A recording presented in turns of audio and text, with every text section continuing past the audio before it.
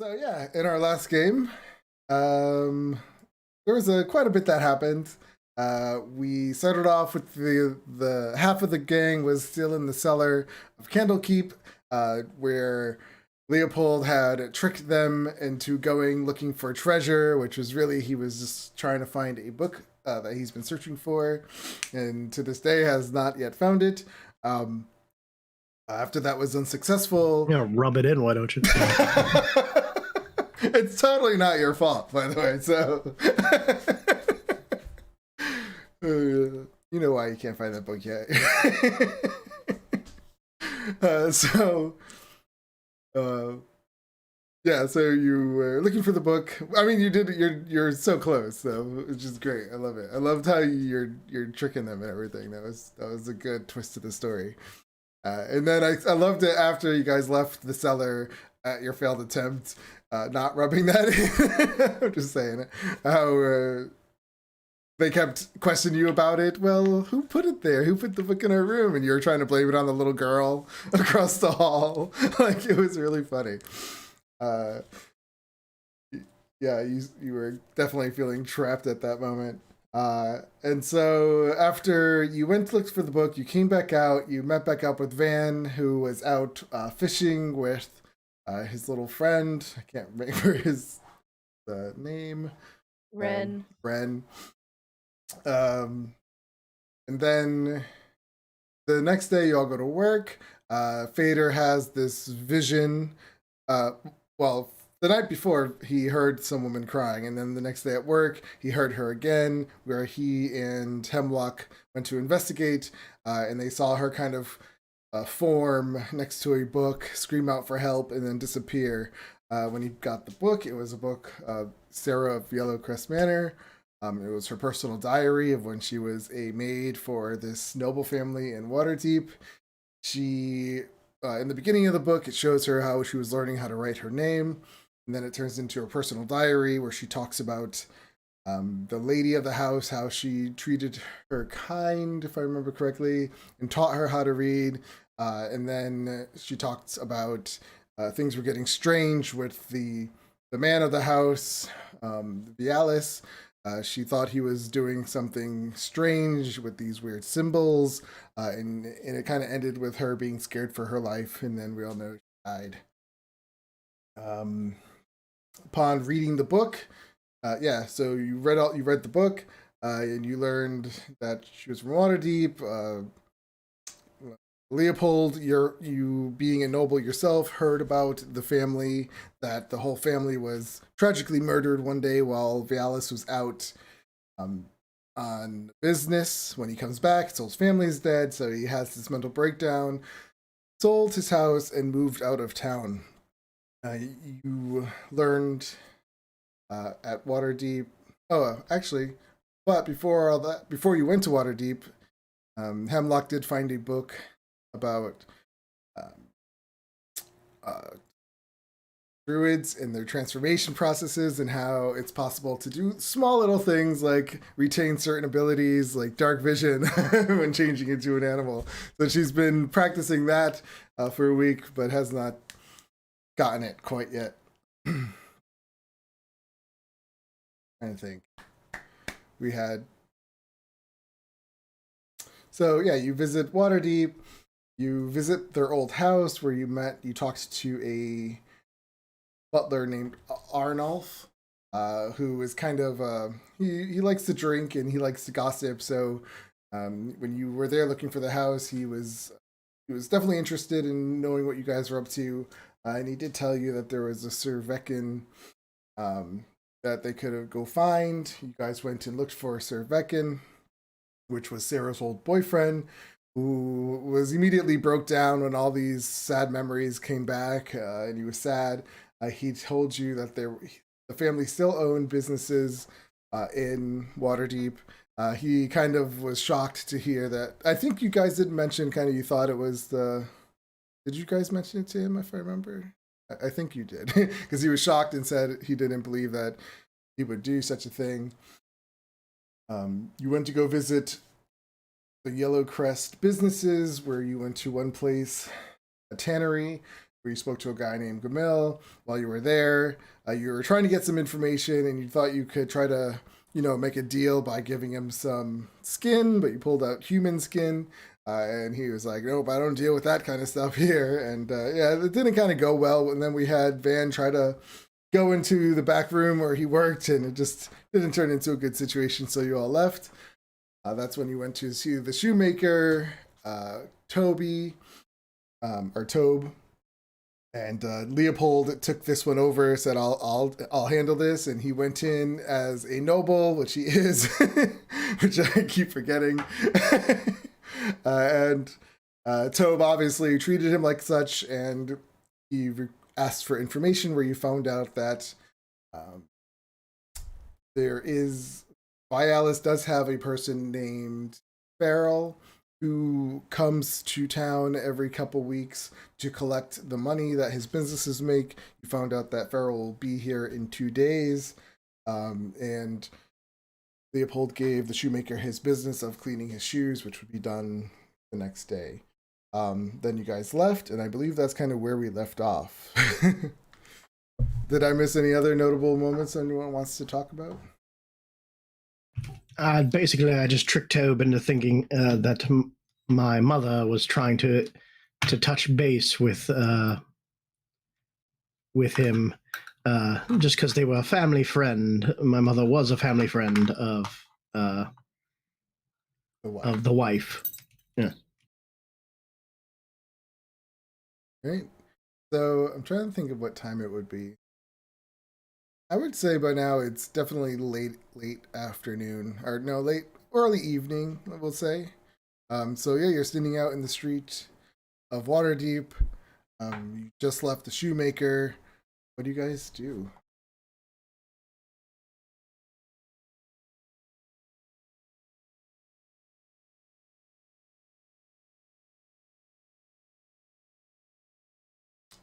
Leopold.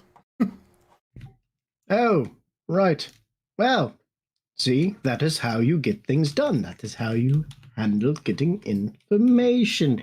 You don't go barging into a back room and flashing human skin. Hey, we're all wrong. You didn't fail miserably in this one thing. Truth. Mm-hmm. You didn't make a man cry this time. The day is young, though. It's true. Oh, Leopold, dear, weren't we supposed to see your house or your family's business? What? We definitely do that next. Correct? We have 2 days left.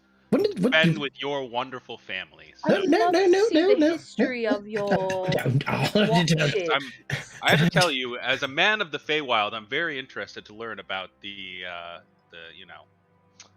nobility of these lands. So. I don't know why we would need to be bothering. Maybe stay the night at your mansion, so we don't have to spend any coin. I would love to see and meet your mother, I am father, sure. Okay, I'll probably. And just introduce. You should just introduce us to your parents or whoever your guardian you have. I would think you'd be more excited to show them off. I mean, as nobility, they must be very wealthy and. Well, of course they are. I mean, they're very nice people and very well respected. See the way your watches are made, and I don't know. It's very interesting. I've never seen something like that before. Well, where I'm from, at least. Well, you're from the middle of the woods. I don't know why you would be seeing anything mean. So, which ward do you hail from? Insult him.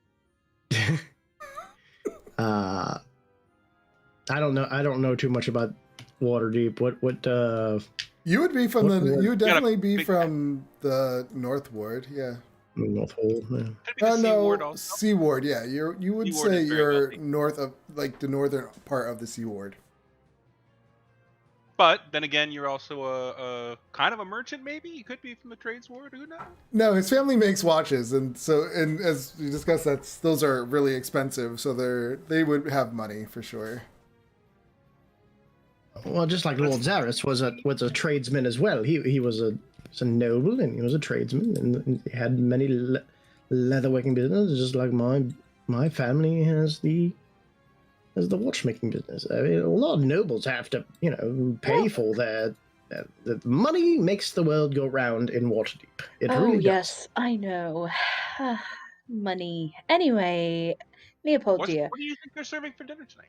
Oh yeah, what's for dinner, you think? Can't you do that little thing? Go talk to your parents, say we're coming or something? I don't know, dear, but we're gonna stop by and say hello. I'm shocked that you don't want to see your parents. Yeah, why is there so much anxiety here? I'm sensing a lot. I'm feeling a lot of tension. Talking about your family. Yeah, here. you're turning a bright red. What is going on here? Is there something we should know?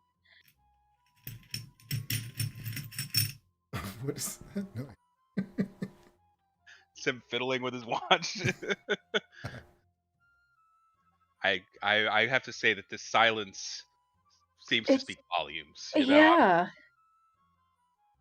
I would love to see my father and my mother and my brother. Are they still alive? Yeah, I'm so sorry. I didn't even think about that. They are. Okay, gosh. Oh my god. Do they not like you? Oh, that's so sad. You not We like love them? you. Narrows eyes very. Hey, I'm not lying. I do like you, Leopold. Fine. We'll see if they are even home. Don't know if my father and mother are home. Perhaps one of my sister and brothers are. I don't know. That would be great. We get to meet the family. See why you're like. Yeah, well, we'll this. see if they let us in. Oh, do we look presentable? Should we get some fancy clothes? Very much not. Yeah, should. Well, hey, let's go buy some clothes. Let's go. I need a fancy new outfit. I mean, we're all very elegant elves, in case you didn't know. Obviously, we are refined. Well, I'm a scholar's daughter. I think I'm. That one's carrying a frog. I was a peasant. Morty is a beautiful creature. Before living in the woods for many years, but. Look at me. I'm beautiful. Shut the heck up. My little glasses. Do you like glasses? I have glasses just like you, Leopold. Big fan of glasses. Just because I have a tooth. I forgot. Look at us. We're hot. Look how intellectual Seb looks in his glasses. I mean, it's like crawled straight out of the woods. Yes. We're how people do I of put nature. my picture out there? I'm trying to find your token. There it is. Slow at this.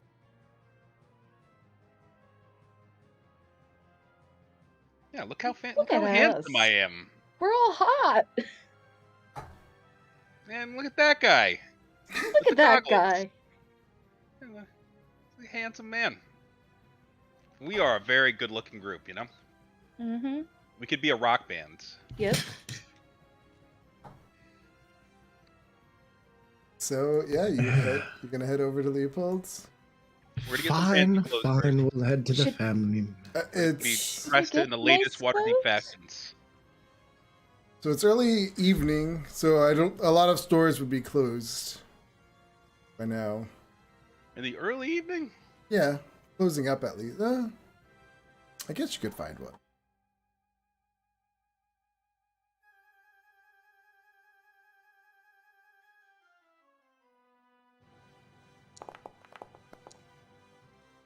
Okay. Yeah, you find one that are closing soon. What kind of place are you looking for? Fine clothing. Nice clothing. Very fitting for nobility.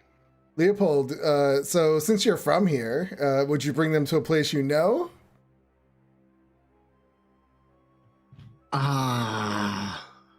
Where did you Half get that debating amazing bringing them gold? to a costume shop. You're gonna show your parents as a cause. Okay. I said half debating. Yes, he'll bring them to what he imagines would be in their price range. I have lots of gold. So you're going by how they look. I have lots of gold too. You know, like probably a maybe a discount noble store. That's fine.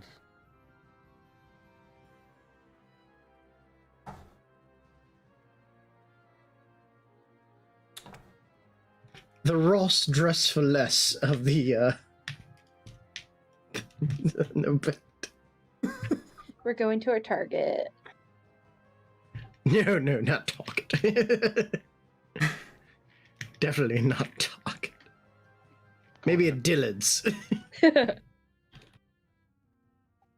need at least a Macy's. Come on. We can find one open still.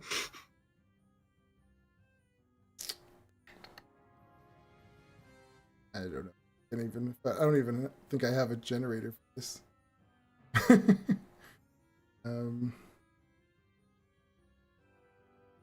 Oh, hello. So yeah, you can find a.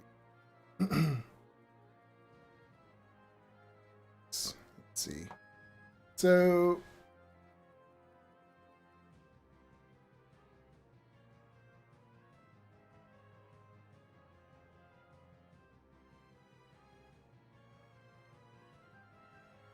You find a place, a tailor, just a, not who doesn't do, let's say, your parents' clothes, who's used to having like noble families in there, but you do find a place for the middle class kind of people that live here. As you walk in, he is just sewing at the moment behind a desk, and he looks up.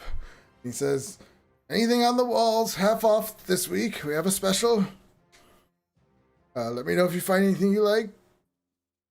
I am looking for the finest Waterdeep fashions. Ah, oh. He looks up at you.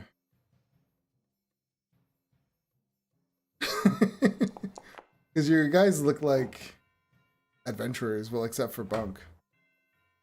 And he looks at you. Oh, and what is your price range? Says, I am 100 gold. Yes, I have hundreds of gold pieces.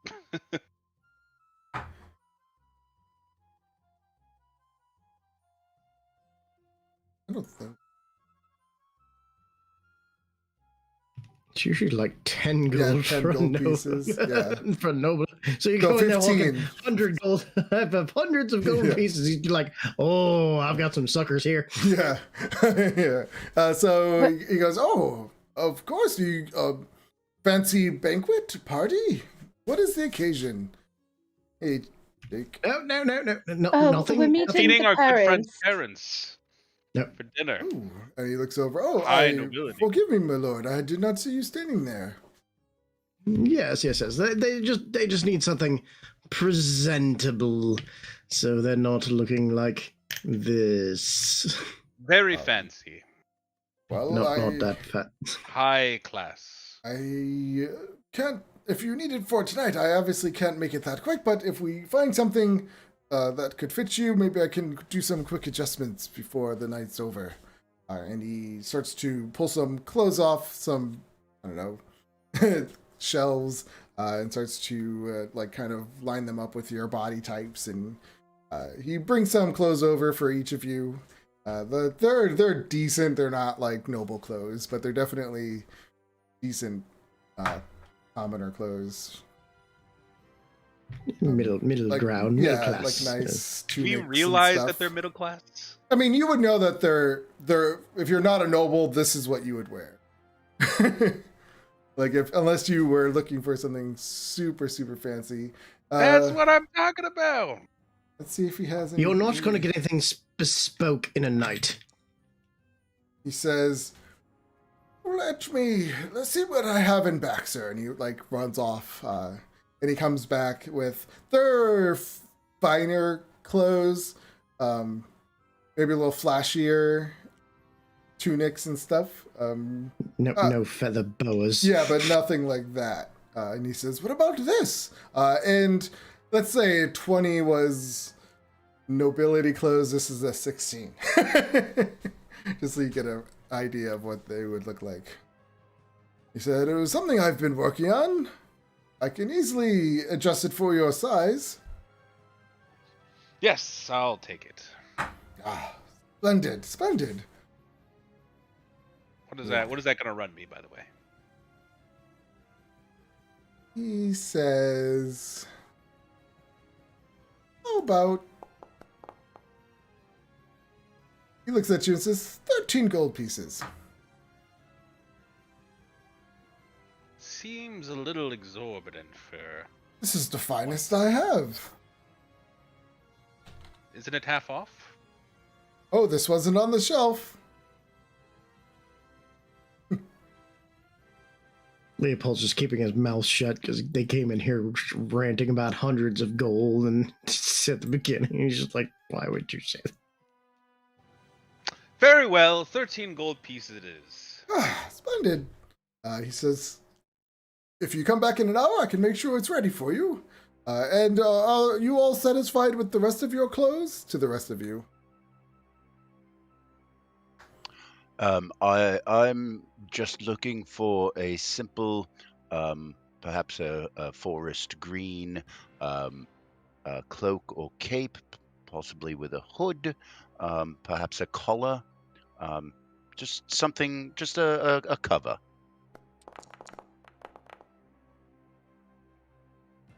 Yeah. He, Preferably one on the shelf. yeah, he pulls one off the shelf, and it's pretty close to what you asked for. And how much would this be, sir? For you, I'll give you a deal of... He looks you over for a minute and says, 5 gold pieces. I hand him 10 electrum.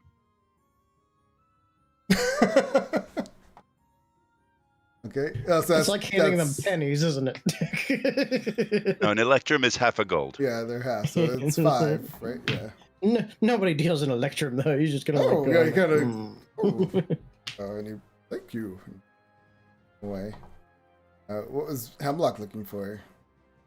I'm looking for a nice dress, like I don't know, It would be like those common ones that we saw at the Renaissance Fair. Like, yeah. Yeah. Not what the Queen was wearing, but obviously. Not what the Queen's wearing, but very nice, very just plain, not that much like color. What? Give me a color. Just a color that would be in this dress, and I'll show you what I'm thinking of. What do you think? Pink, blue, red? What do you think? I would say like be on here? Some kind of. It could be a light green. It could be like a light green, yellow, like yellow, a dark yellow. Ooh, okay. It's happening. It wouldn't Hold be on. blue because blue's like royal. Yes, blues and purples are typically of the royal and nobility. Oh no, it would be just like a simple, nice dress. Yeah, it would mute colors. Like probably yellow because that's Okay. her colors. Her colors are like yellow and black. That's her favorite colors. Hmm. So it's probably like a nice yellow, maybe like with a trim of white and black, and I don't know, with like a nice like maybe flower design on it. I don't know. And she's gonna take down her hair and just like it's like really long hair, and it's gonna fall down, and it's little waves, and she's just gonna try to look nice, presentable, because she's Okay. seen what a noble woman looks like. So Yeah. she's just gonna try to act proper It's gonna be because fun. her father has taught her how to act like a normal person. She just chose not to. Let's say that. Okay. And she might get like a nice cloak as well to put over her nice dress. All right. Says the same to you. 5 gold pieces. All right, here you go. Thank you so much for the beautiful dress. Right. And for you, little wizard. Yeah, we should, I guess, catch Jake up on this first. So, I don't remember, because you weren't in last game, right? Last thing we were doing was going fishing. Yeah, so you went pretty much fishing while Hemlock and Fader and Leopold all snuck down into the basement to find a book, but they weren't able to find it, but they found a big library down there. When they came back up, Fader had a psychic impression of a woman crying, where he found a book it was a diary of a girl who worked for a noble family. And in her diary, she talks about how the father became like crazy, and she was scared for her life, and then it kind of ends. And when they read the book, they found out that, and Leopold also knew, since he's a noble, about this family, that there was this noble family in Waterdeep. When the father went out on a business trip, someone had massacred his entire family. When he came back, he was obviously completely heartbroken, so he sold his house and moved out of town. When the group found this out, they kind of put 2 and 2 together from the book, that it's kind of hinting that the father had something to do with the murder, but he was already proven innocent and let go. So they pretty much made their way to Waterdeep to do some investigating, where they found the old butler of the not butler, he wasn't. They went to the old house, but they were not there because they sold it. So they found an old boyfriend of the lady who died. He was completely broken down, but he told them that the family still owned 2 businesses in Waterdeep. So they went to the businesses and made plans to run into the father's head guy, kind of say, I guess, whoever works for him. He comes to Waterdeep every 2 weeks to collect the money from the businesses. So the guy who's owning the business told Leopold that he'll be here in 2 weeks, and you can contact. So now the group wants to go see Leopold's family, who lives here in Waterdeep, and that's why they're trying to buy some nice clothes so that they can be presentable.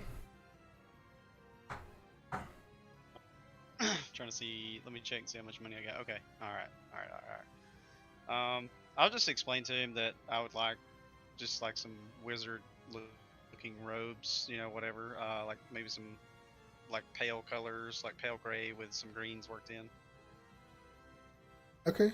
Well, he can't make anything at the moment, but you could take stuff that's off the walls, and you could try to. Yeah. We'll piece it together. It'll be not like I imagine, but it'll be what it'll be. Yeah, exactly. So for commoner or higher quality, or top of the line commoner clothing, middle road, not nobility That's kind of it. stuff. Yeah. So you get some. Wizard. Yeah, so you have some nice stuff. It fits maybe probably a little loose, but he's gonna try to pull it in for you a little bit, and he gives you the same price of 5 gold pieces for this. Oh, thank you. Yes, no problem. All right. So we'll say it takes about 2 hours that you guys are there. He quickly does these modifications for you guys and gets them done. And it is close to 8 now. It's definitely dark. The city kind of is closing down. The bars are opening up. Where do you head? Well, we shouldn't tally. Doubt my family would like us appearing in the middle of the night. If you do still want to meet them. We do. Great.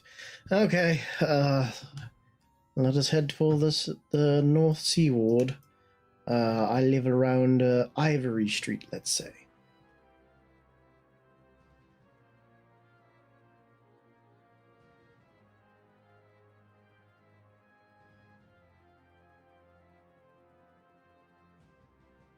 So yeah, you make your way up towards Ivory Street. You come to this nice little house. Well, it's not little. It's a pretty nice house. It has this weird design to it, as you can see from the map, where it kind of bends back, and then there's this round kind of place, which is, let's just say that's his father's workshop, where he like comes up with new designs and stuff. And when you approach, your guard is at the door, Leopold. And he sees you, and obviously he knows you. So he says, "Oh, my lord, you have returned. Welcome home." Yes, Everson. How are you? Is the family even in tonight? Oh yes, they're here. I believe they're having dinner. Oh, could you announce us?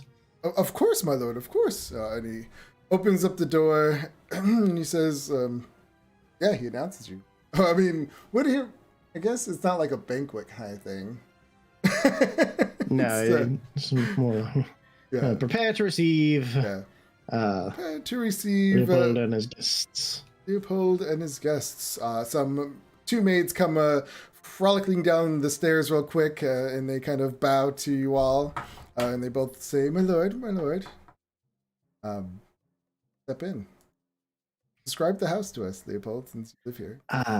Well, it is a interesting assortment. There are continual flames in most of the centerpieces and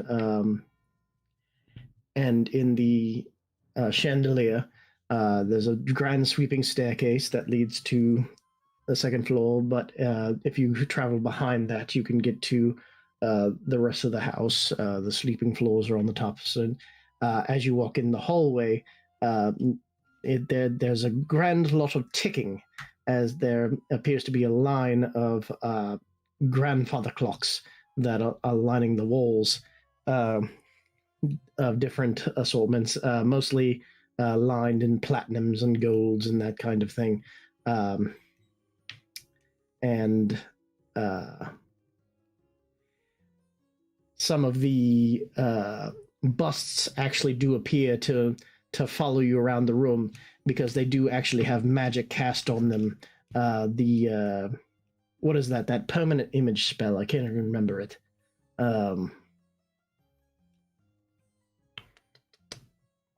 don't have to remember. Just say that's what it is. It has the permanent image spell. So the busts actually do stare and follow you as you walk across the room. There's a good number of. There's not a lot of maid. There's the two maids, maybe one butler. It's not. They're not.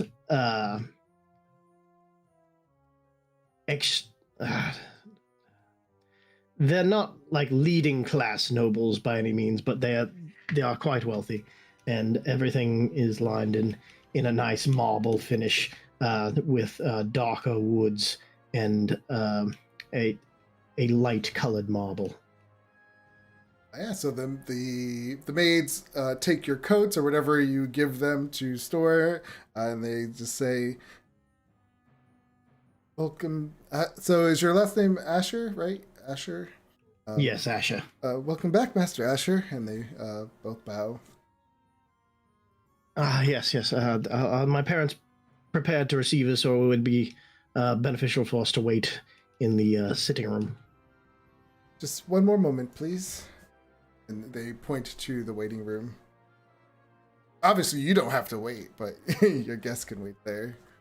You can walk right to your parents. Yes. Why don't you you have seats, and I'll go greet my my family in preparation. Okay. And he kind of nods his head, and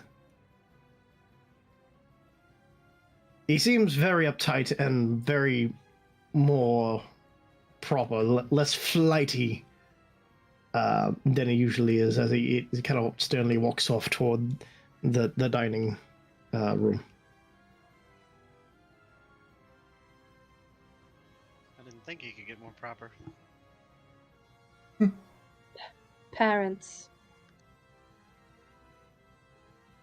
Right. So yeah, you have Leopold. You go to the dining room where your entire family is sitting there, and they all look at you. Your mother looks at you. Your father does not look up at you, and everyone's shocked. Leopold, you're home. Oh, please. And you brought guests, we hear? And she's like wiping food off her mouth. Yes, Mother. I do apologize for not sending ahead. My new position at the library has some strange assignments, and we have come here in their honor, investigating some of the rare books that we have found. My associates were a little bit insistent to see and meet you, and So, I don't have personalities for your family because you didn't really list the relationships that, like, how I see what's going on between you and your kind of family, but how would your mother's personality be? Would she be happy to see you? My mother would be happy to see me. Or is it mostly the yes. father who's estranged? My father sees me as a bit of a disappointment, as I'm lacking in the magical talent. Yeah. My mother is a bit more supportive. Do your brothers or sisters care? Or the older full elf family do tend to be a little higher. Okay. They more handle the day-to-day of the actual business and whatnot, and while Got it. Ethelyn is actually only in her teens. The eldest of the family are actually about in their how old elves get? They get to be like several hundred years old, don't they? 700, 800. Yeah, so they actually the eldest brother and sister are actually in the first century, while of course the half elves are much more younger. So that they do seem to hold themselves a bit higher as more experienced. Well, my brother Zachary is still magically inclined, whereas I did not garner the family reputation of being magical and technologically inclined. So Nathaniel just looks over at you and says, "Oh, and what brings you here?" As I said, my new position at the library does tend to have some strange assignments, and it brought us back to Waterdeep, actually investigating one of the older family friends. Working for a library must be exciting. It's a very fantastical and magical library. I'm sure you yourselves have attempted to go there at some times. It is the famed Candlekeep, after all. He says, "I never wanted to be the help." That's fair, Nathaniel. But yes, we're actually investigating a bit of me and my colleagues are actually investigating the disappearance of one of our old family friends. Your mother kind of lights up. Ooh, Oh, the oh devil, what was their name again? the Yellowcrest family. The Yellowcrest family, actually. Yeah, she lights up at the name of that mother.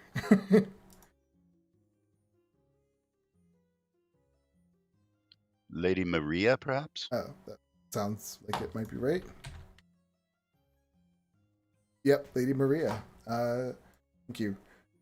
Lady Maria? And she like lights up and she stands up and she does as you're talking, go over to give you a hug. And when she hugs you, she whispers like, "Oh, I missed you so much. Thank you, Mother. Will your friends be staying with us? We don't have much room, but they can all fit in 2 of the guest rooms." Oh, it's about sure. Sure they can. Oh dear. But yeah, yes, they would like to join us, and they were some of them are new to town, so that they may be a little off-put here, but I'm sure they'll behave themselves. Of course, Leopold. Any of your friends are, of course, welcome here. And she says that your father kind of makes the kind of weird.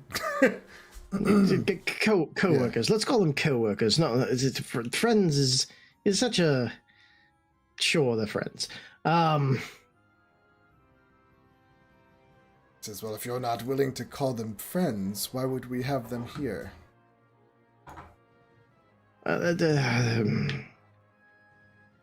They are colleagues, and of course you know the value of colleagues, Father. You've had many of them over a period of time. You, of course, know the value of hard workers. Yes.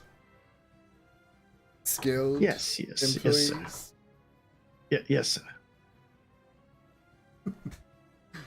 sir. And enough talk about that. Please, let's meet your friends. And she escorts you out of the room into the waiting area. She comes in and she says, "Oh, hello, everyone. I'm... please introduce me." Everyone, this is my mother. This is Cassandra Asher. The pleasure to meet you, Miss Asher. She's like, do you curtsy. Do you curtsy? Okay, I mean, she's not royalty, but I'm just curious to see. No, I don't know. Like, how is normal noble people? I don't know. I've seen it before. This is why I'm asking to see how she reacts. Let's see how you do it. How do nobles say hello?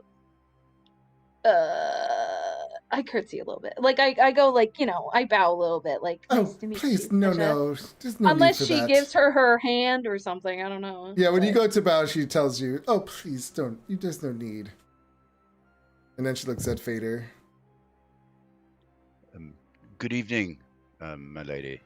My name is Elisar Nostarenka. Looks at Van. Can't hear you. Good evening, my lady. My name is Vania Thrana. It is a pleasure. You look splendid this evening. And Lord Asher, I must say, you've raised quite a son. He's not here. He's not in the room. Oh, he's not in the room? No. Just the mom. It's just the mom. He's just practicing.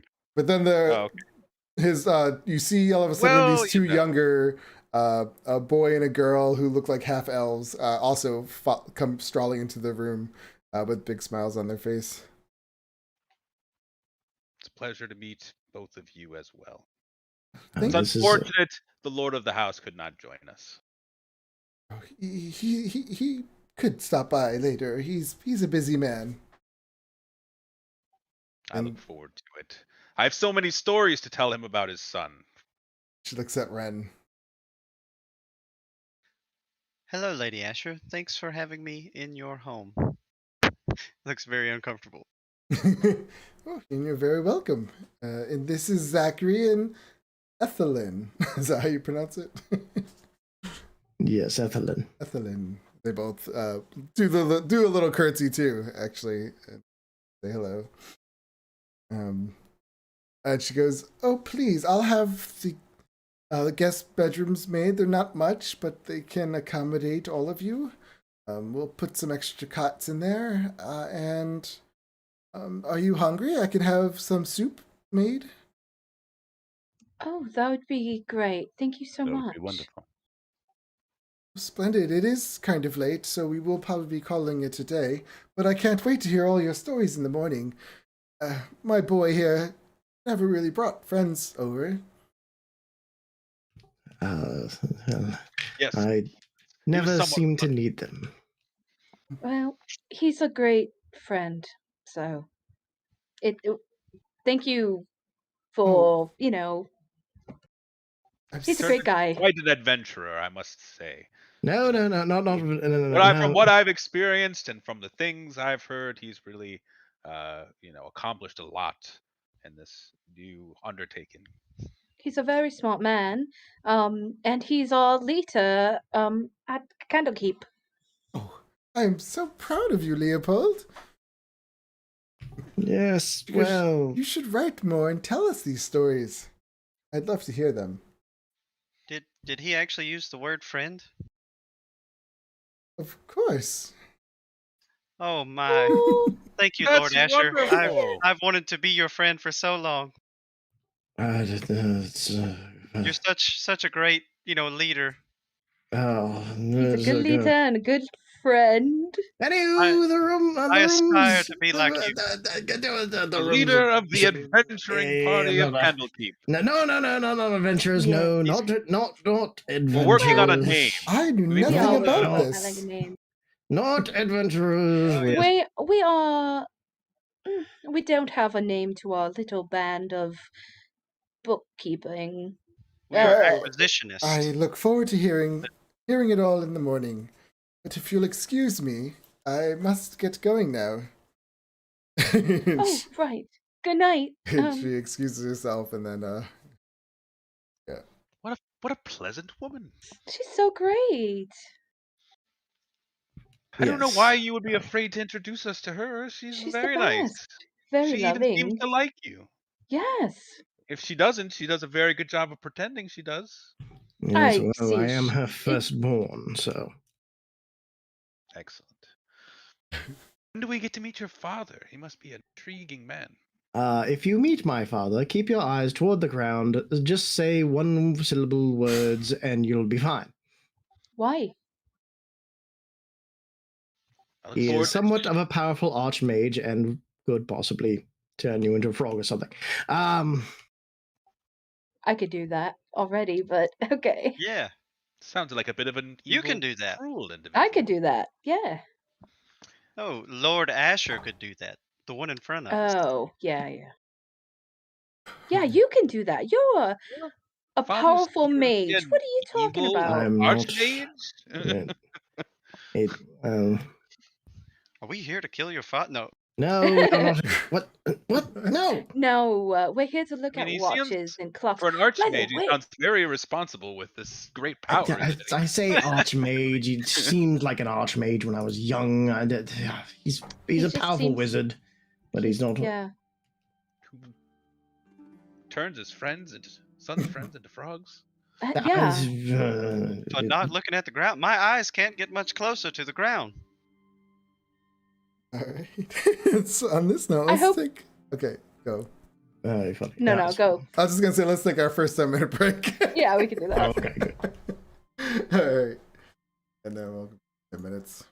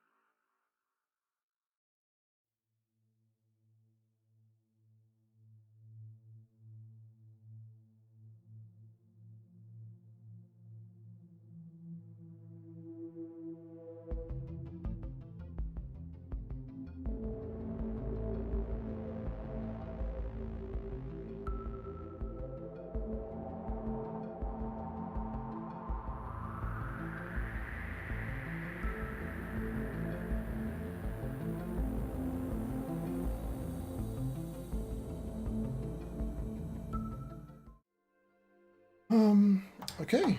So, you met the mother. She excused herself. The maids show you to your rooms. One room is nicer than the other because one is the actual like guest room. It's decent. It's not too lavish or anything like that, but there are an extra cot in that one, and then there's another room that looks more like it was the helps quarters or used like that, and there are just cots in that room for you with obviously fresh linens and stuff on the cots.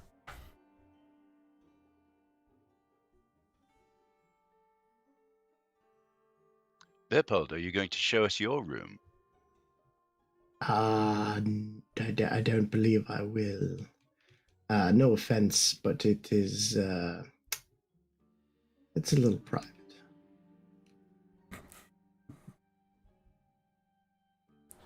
One thing to say to Fate.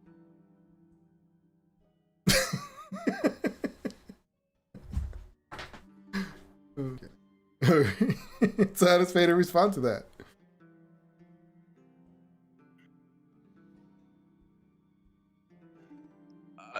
Honestly, Feta is not surprised at that response at all.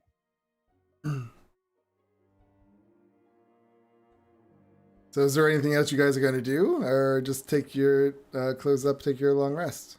Up to you. Well, I will leave you four to. I'm sure Evelyn and Nicey can help you with anything you need. The maids. I will actually go and retire to my room. It has been some time. Okay. Please don't set anything on fire. What? Have we ever? Fader is looking around for something to steal. Don't worry, Leopold. I'll keep him in check. Thank you. Thank you for bringing us to your home. Yes, it was very exciting. Your mother's very lovely. She is. She is. And your siblings look nice as well. We didn't really chat. They're still young. Maybe tomorrow. Maybe. Better not be a spider. I don't know. I don't know what it was. I felt it though. I'm in a moment. I can't. I didn't see anything. Can't wear this now. Now it's ruined. All right. But yes, I'll go and retire to my old room. Oh, now I want to be like all day. What is that crawling on your shoulder, Shut up. Seth? I'm gonna have to take a. I'm gonna jump in my hot tub any minute.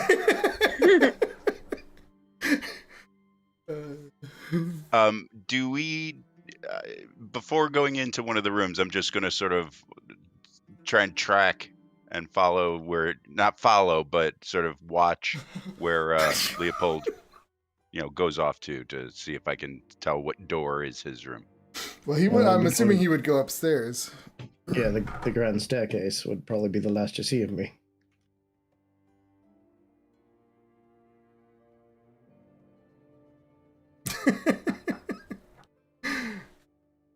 Alright, so is everyone gonna be good tonight and just take the long rest, or are they gonna be doing bad things? Let me know.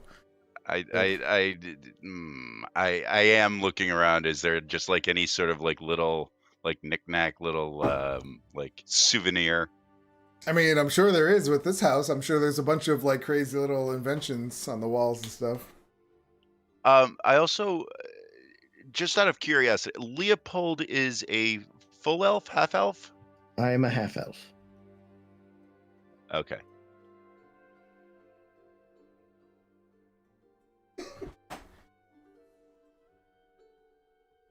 Just so you know, Fada, I'm always watching you.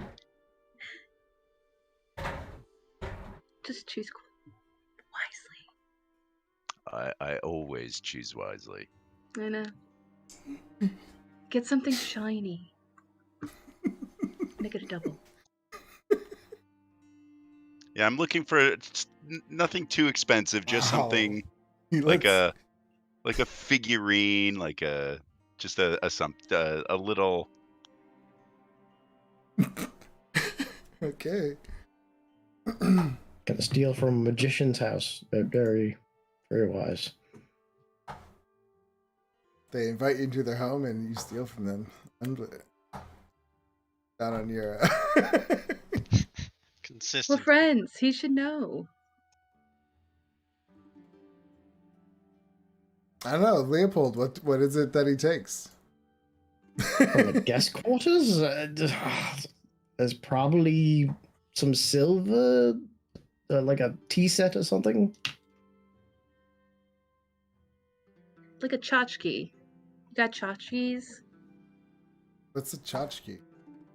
Like a knickknack, like a Like a Yeah, gold elephant. I'll roll on the. Do I want to roll? Oh, this is a good.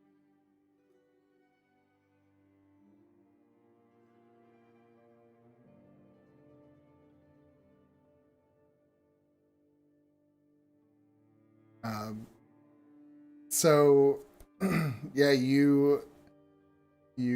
when you're looking around and you see on a piece of cloth a cloak pin that is made from enamel in the shape of a butterfly. It is pinned onto like a piece of cloth. here in the room. When you open up one of the drawers, it was in a drawer. Okay. I'm going to notice it, and I'm going to pick up things. I'm just like curious, just sort of looking at things, sort of, oh, what is this? Oh, that's interesting. And Rich put it back people. down. I'm going to pick up a bunch of things, put them back down, and as I put things back down, they're going to get put down like in a different place, so that at a cursory glance, things don't look exactly the way they looked when they came in, but at first glance, nothing untoward is, and I am not going to take the pin just yet. Okay.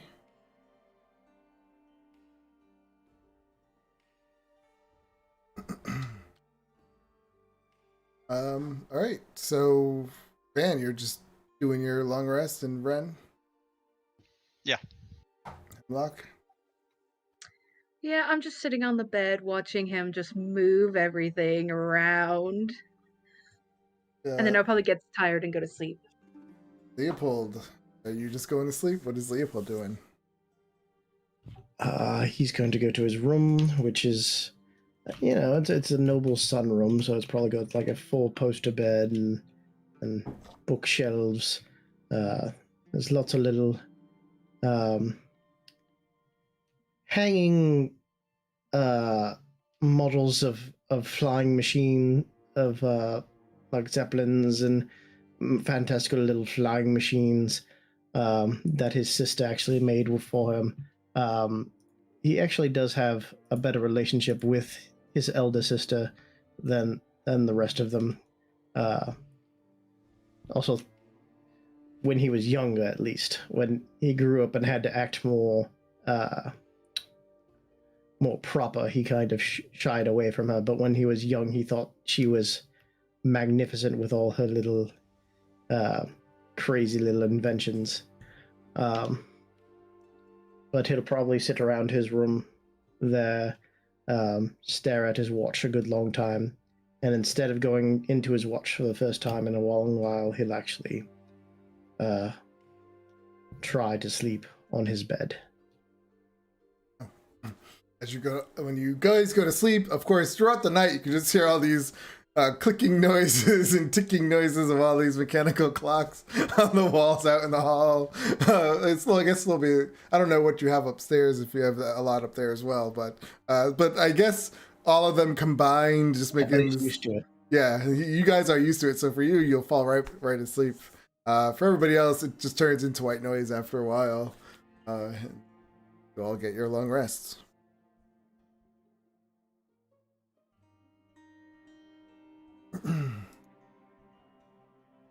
The morning comes. We'll start with Leopold. Leopold wakes up, realizes that he has left a group of unstable people in his house, unattended, rolls his pillow over his face for a moment, not wanting to deal with it, sighs deeply, then gets up and tries to go downstairs before they do anything crazy. All right. Yeah, so all of you, I guess, as you would be up first thing in the morning, there would be a knock at the door. The butler opens the door and just says, "Breakfast in 2 hours," and closes it. So it would be coming around 8 p.m.-ish when you guys would all be leaving. Leopold would have come down and greeted you. Can I just ask real quick? Does it sound like there are two musics going for you guys? Oh, there is.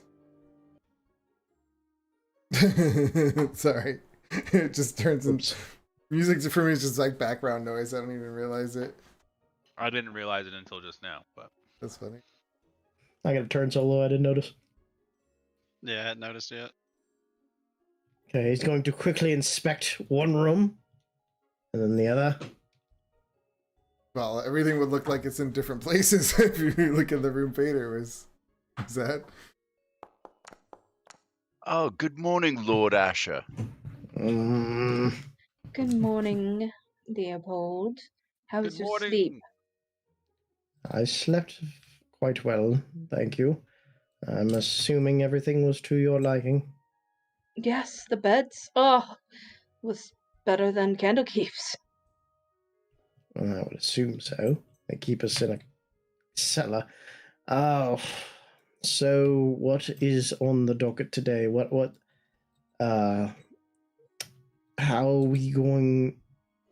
Of course, later tonight I will meet with the shoemaker, and he promised to pass my message on to Farrell. What else would you like to...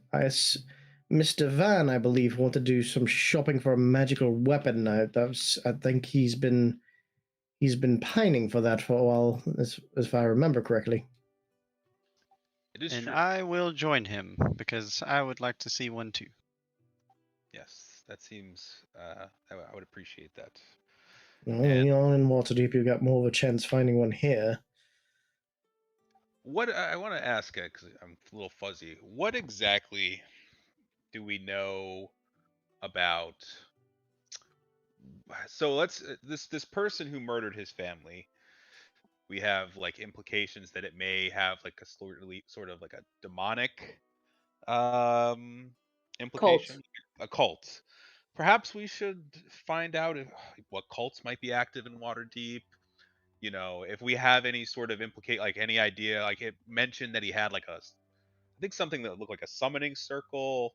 You know, what might Yes. he have summoned out of a summoning circle? You know, try and uncover what potentially we're dealing with here. Magic, you can summon all kinds of things out of summoning circles. I imagine you can summon good things, you can summon evil things, you can summon random things.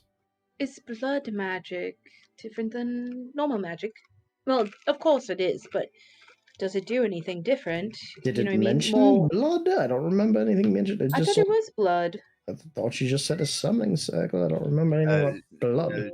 She did mention blood. Some sort of what she assumed was blood. in her Do diary. we still have the text that we read that from? Her journal, right? Yes, it's up there. Oh, well, it's in. Well, her journal's in Candlekeep still. We don't have it. Can't bring books out of Candlekeep. Mm, We I should try. remember what the passage said though. okay. It did talk about a puddle spreading within the circle and appeared to her as being bubbling blood, I believe is how she phrased it. Yes. But you already know because Ren was there, and I, I think I did say he recognizes summoning circle as a ability to it's tied to an entity from the outer plane. The outer planes is not.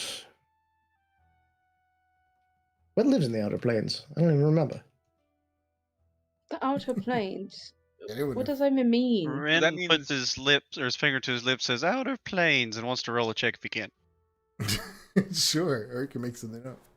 Does he really want to know, or is he pretending like he knows? That's the question.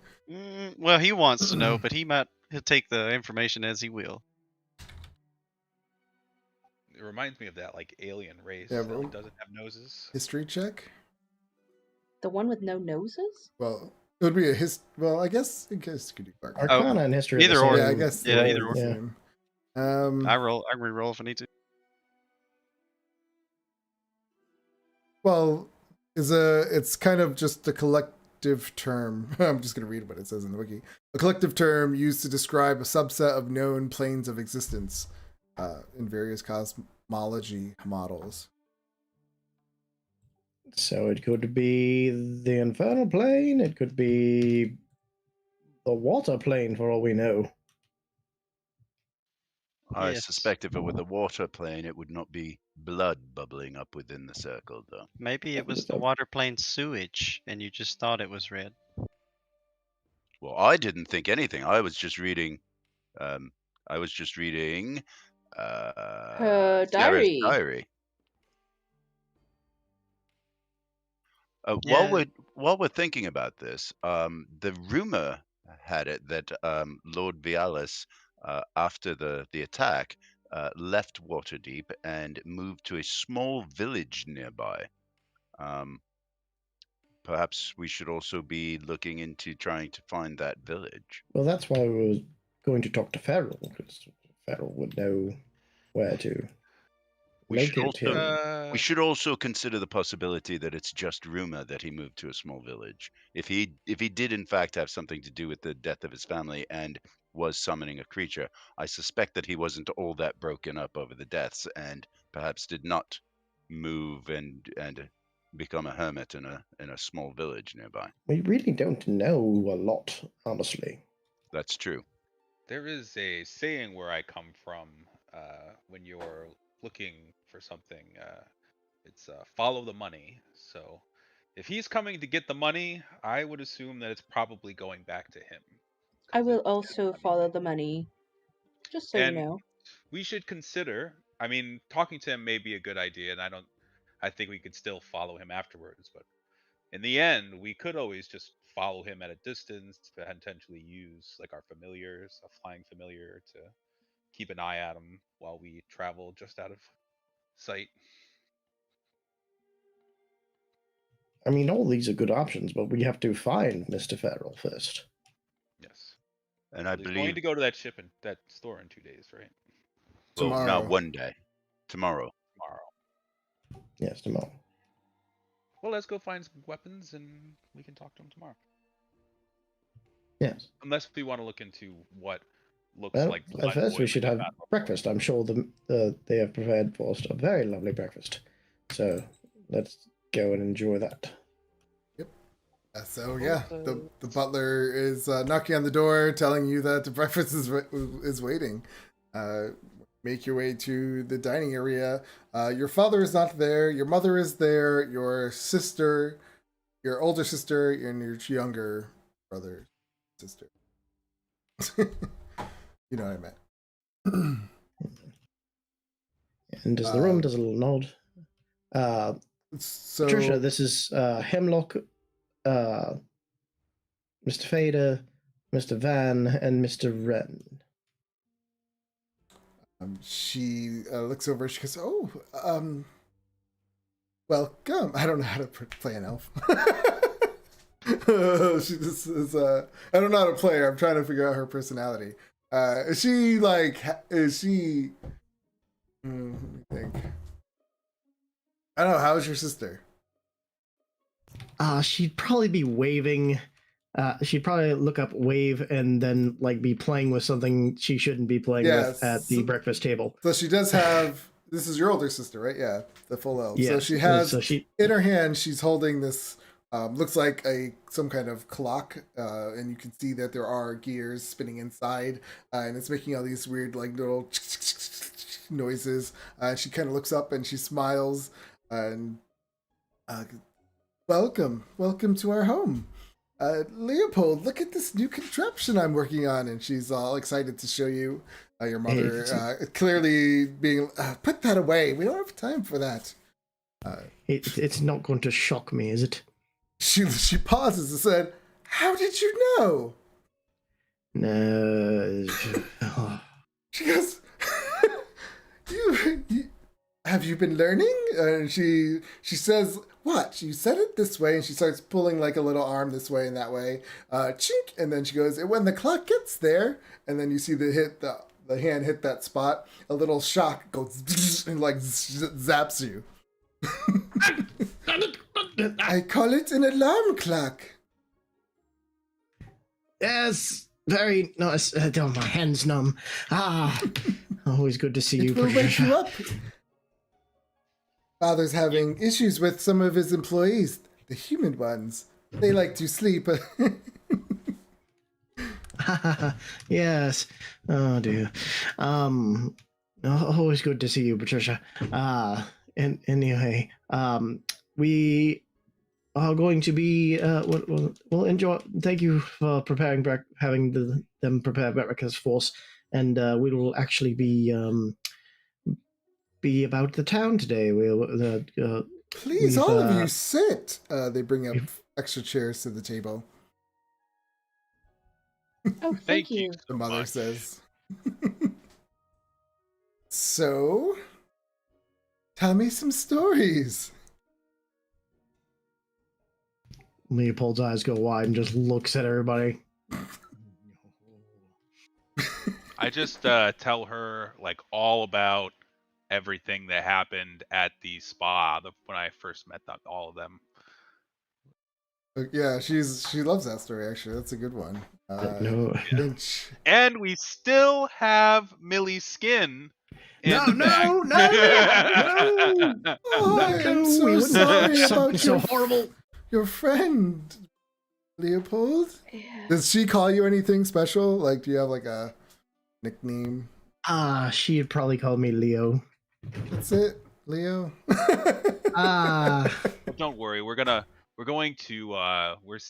waiting until we have a special ceremony to properly bury her. Skin. It's all we have left.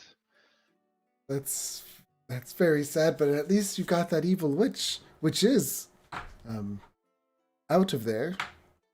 I reach over and pat Hemlock's hand.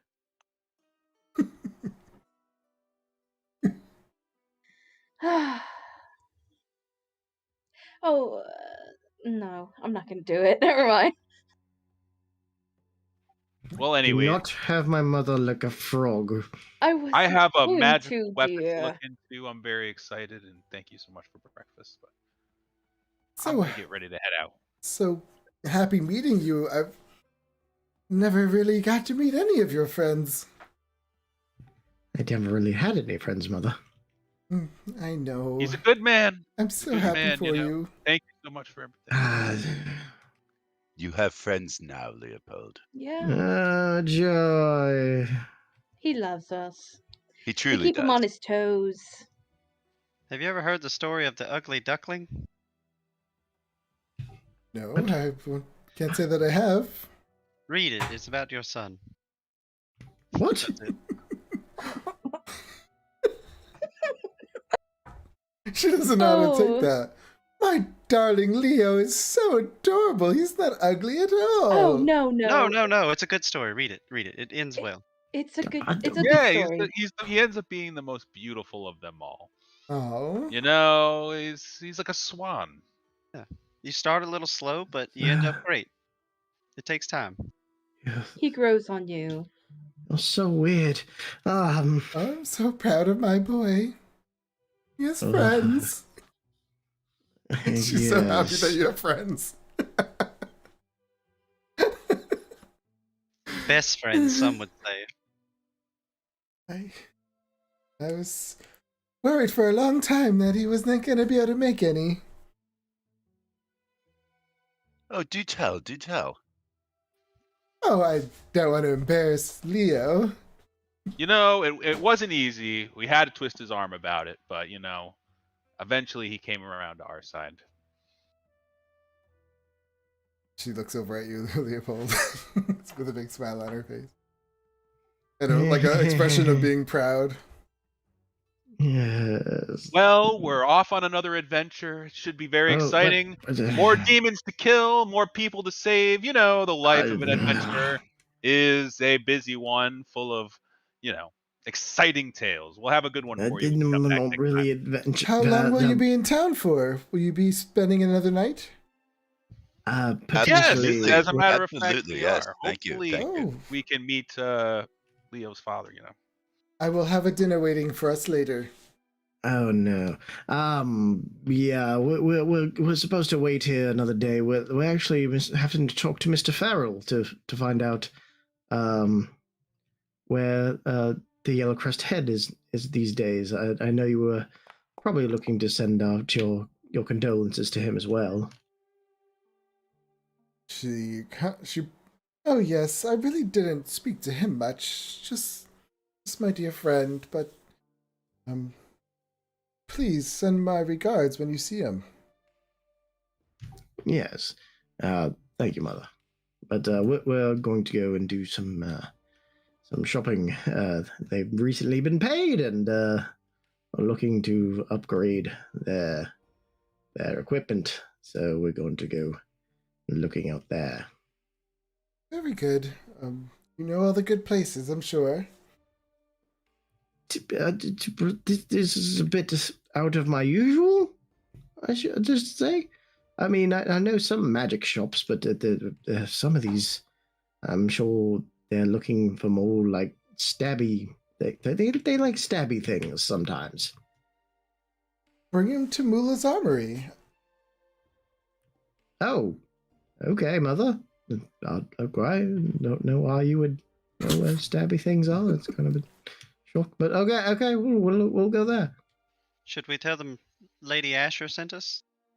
Oh no, I just know the place.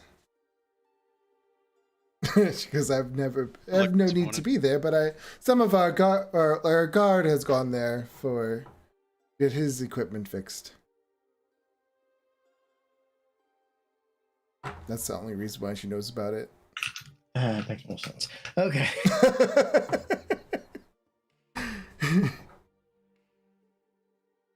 Funny. All right. So yeah, you guys head off. Finish up your breakfasts and head off to Mula's Armory.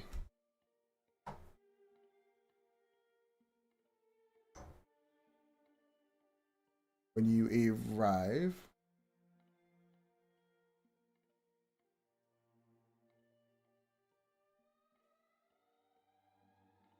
okay.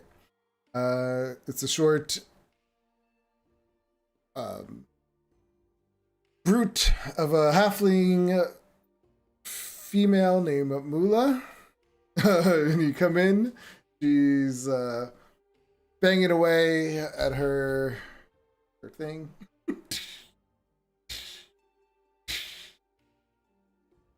Her name is Mula, Yep, and she's a half elf, halfling. halfling.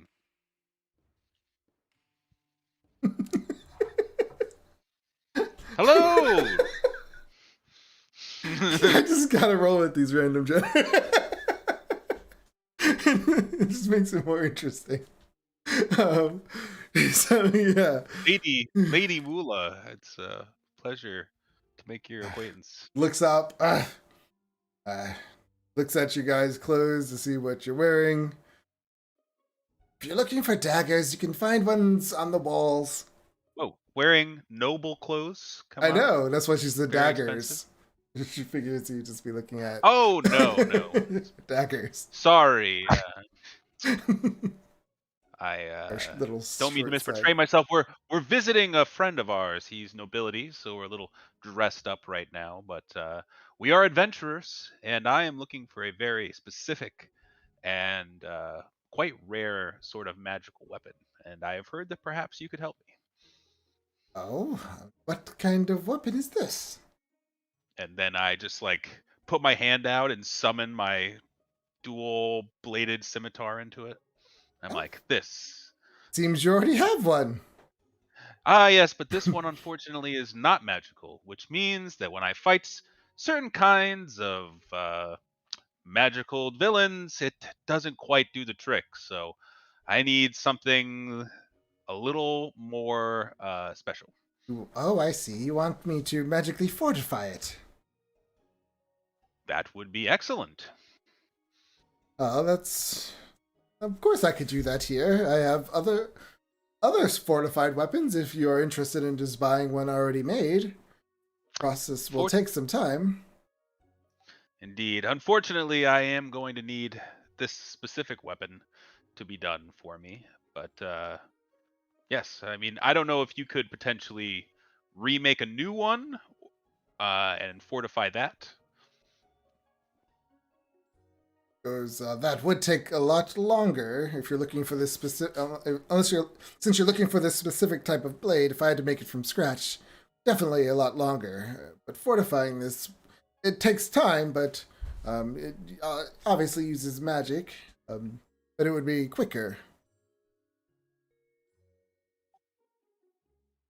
Like, how long do you think it would take? I feel like it would take.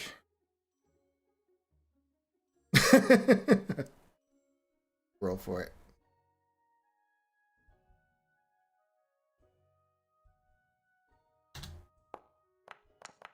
Uh, this since this has double blades on it, I'll have to do both individually. It's at least 8 days. It's a lot of days. Well, unfortunately, I think I'll be leaving tomorrow. If you had to forge it yourself, how long do you think that would take? It would take it 2 weeks. Well, I don't know how long I'll be gone for, but what sort of price would you charge for something like that? Double bladed scimitar. Mm-hmm. +1. So it would be about 1,100 gold pieces. But if I were just to improve this one, I could do it for 1,000. So just 100 gold pieces. Seems fair. I examined some. Like, does she have like swords and things around? Yes. I just like go around and sort of examine them. And how do I feel about her craftsmanship? It's like her. I would say.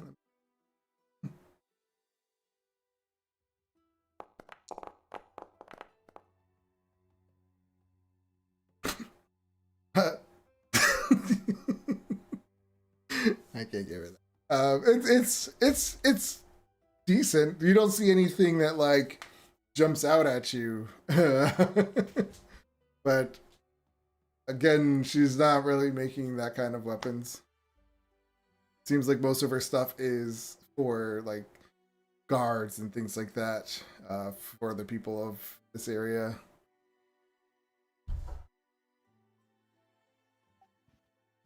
I'm just like look at her a little off. I'm like, well, listen, you have to understand that this weapon is going to be something of great value to me. It's obviously very expensive.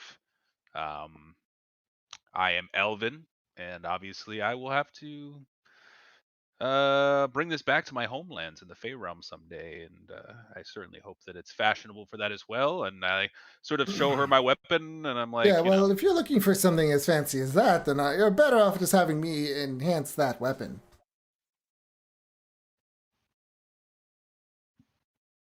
but but I but I need it.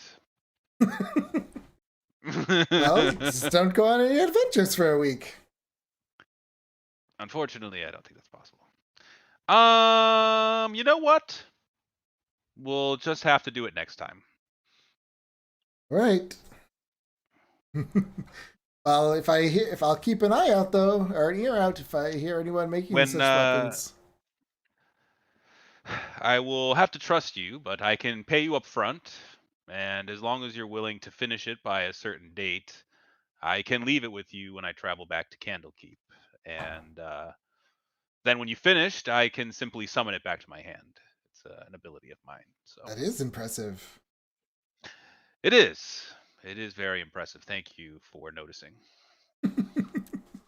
She goes, well, of course, I will. I mean, just don't summon it back too quick, because I won't be finished with it. Well, you'll have to promise me, let's I will set an have that amount of done in time. 8 days. Well, and I will let you have it for 9, and we'll make sure it's done.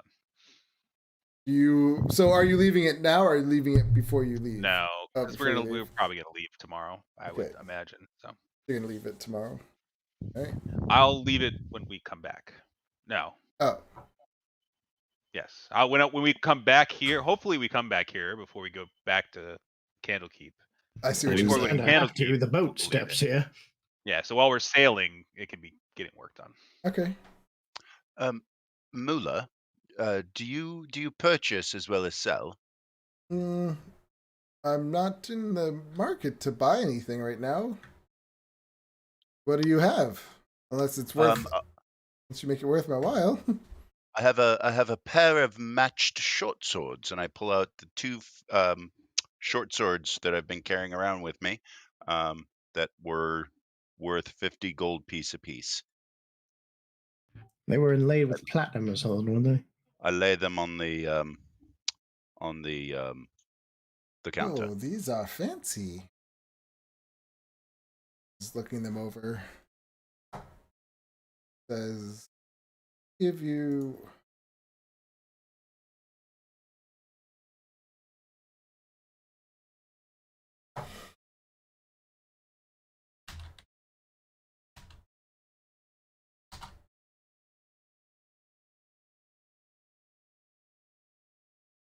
Said there were 50 apiece. Yes. They'll give you, for both of them, 24 gold pieces. 24 gold pieces apiece? No, for the set. Oh, I don't know about that. I believe the platinum inlay alone would be worth that. She goes, well, I have to make money off of these. What's the point of buying them? Oh, I certainly understand that. I'm just thinking that I could probably melt them down and sell them for just the metal, without the craftsmanship, for more than 24 gold. She looks at you. She says, I'll go up to 28.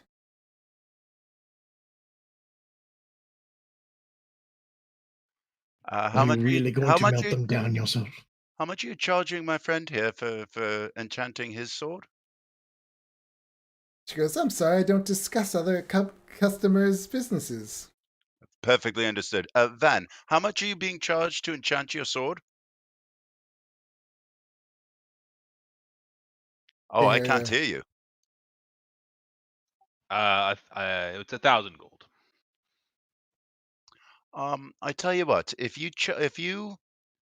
I will give you these swords if you knock 100 gold off the price of my friend's enchantment.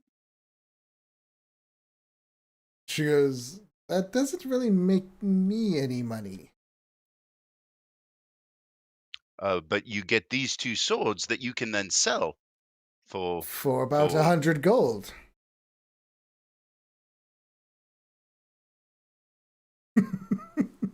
yes. Which then doesn't make me any money. Oh, so you're saying that these are worth 100 gold? Oh, I see. So, so the swords are worth 100. So, wow, You are more than welcome to that's sell them that's to a quite a buyer yourself, markup. sir. Very good. Thank you. I put the swords back into my belt. Don't own a business. Right. Let's get out of Well here. done. Well done, Fader. At least he knows how much it's worth now. Yeah, if you sell them to a buyer, then you sell them at whole price. You sell them to a person who's going to resell them, you get 25%, I think.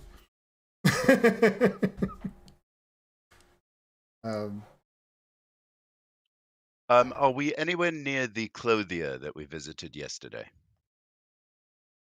I mean, it's everything's within a walking hour distance, I would say.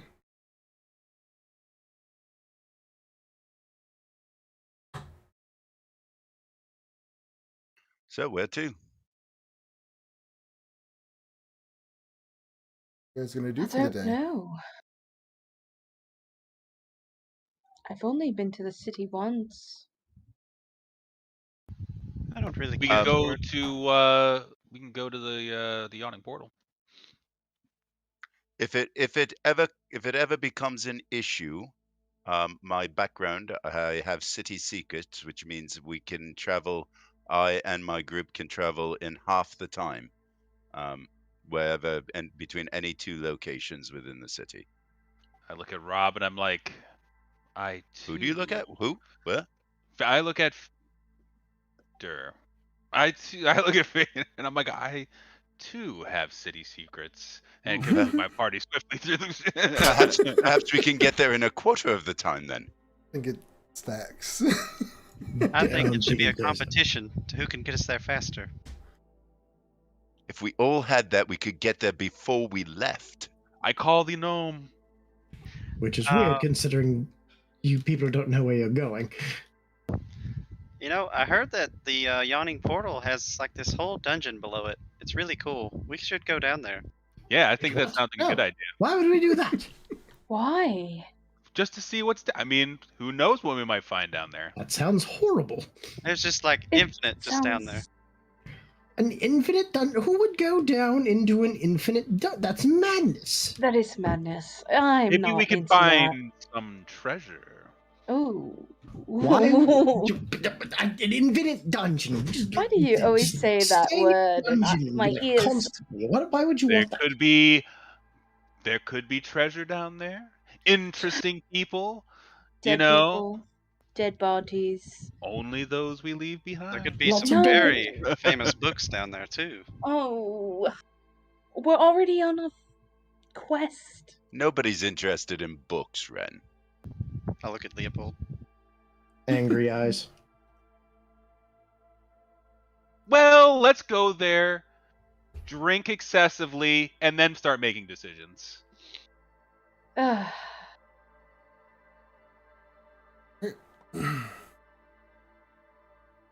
At your wage. I'll at least go there until I have to go pick up my shoes, I guess. Since it is I mean, I don't basically know the- about you guys, but I'm It's not always even down to noon yet. jump in the yawning portal. Did I miss something? Did you It's go not to a even cobbler? noon. Oh yes, we went to a cobbler. No, I have time skip sometime. It's okay. We've noticed you kind of stare off into space sometimes. Wizard brain. Yes. So, shall we make it a competition to see who can get there first?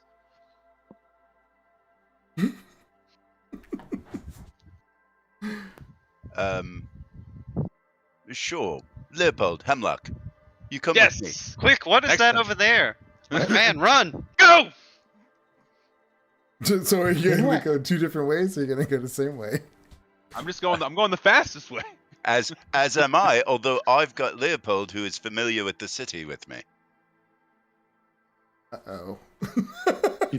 It's behind us, you guys. You just why did he run off that way? I don't know. Which way should we be going? It's literally feel like- across the street.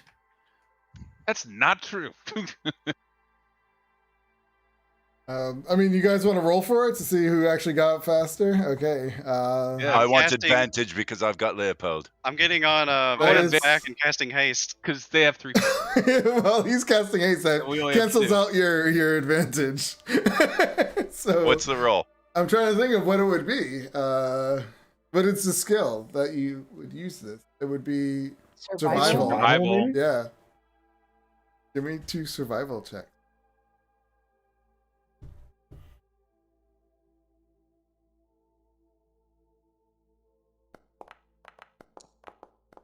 Oh God. Yes! Wow. We're both horrible. I Oh, saw yeah, that too. I was takes like, so I got long. this. It's in the bag. All day. That's awesome. You don't have the luck feat or anything. Yeah. Like, we arrive, it's taken us all day, and I'm like, I can't believe that it's taken us this long, you know? I mean, they must have gotten here hours ago, and then you just see them, like, We walk haggard, up. wandering up. I'm like, Jesus Christ, we're miserable. He kept going the opposite direction I told him to, saying it would be faster. I don't understand. He's hard-headed. Oh my God, that's great. Yeah, so then you walk into the yawning portal. It is this bustling bar. As you walk in, you can see that there's this massive hole in the center of this room. There's tables around it. There's the bar in the background. You guys know the layout of the yawning portal since we've been there in another life.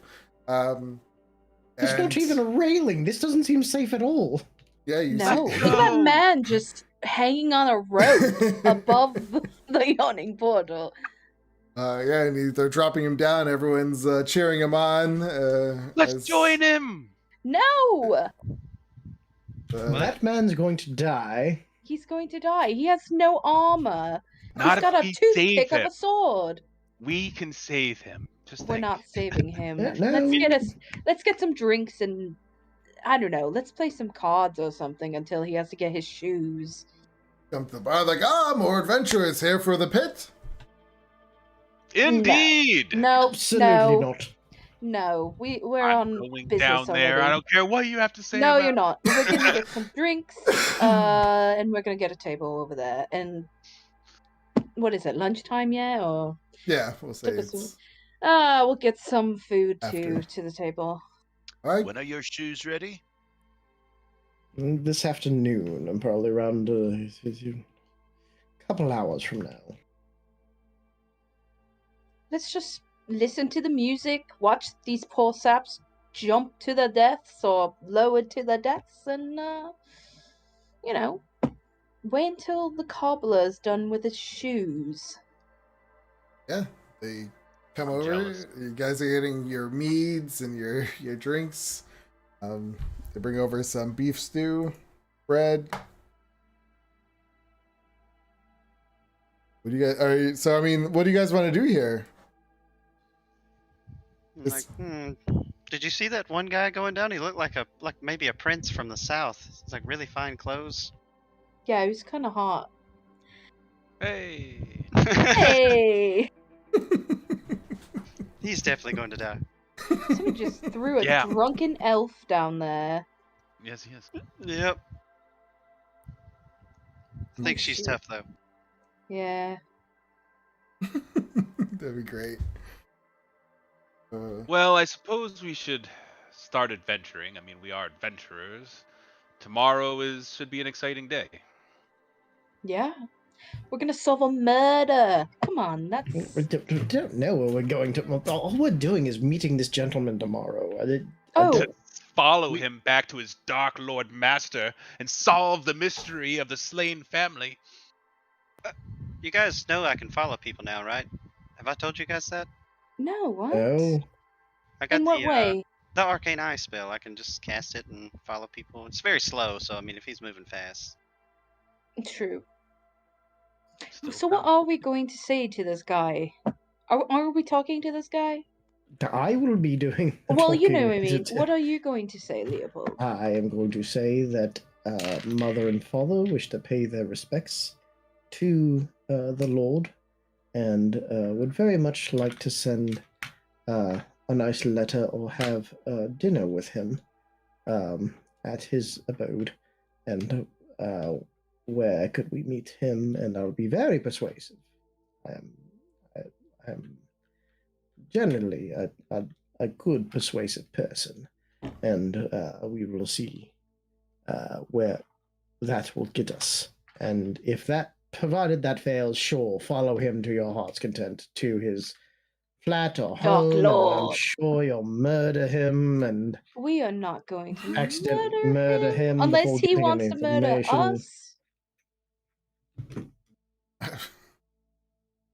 Well, that sounds like a good plan.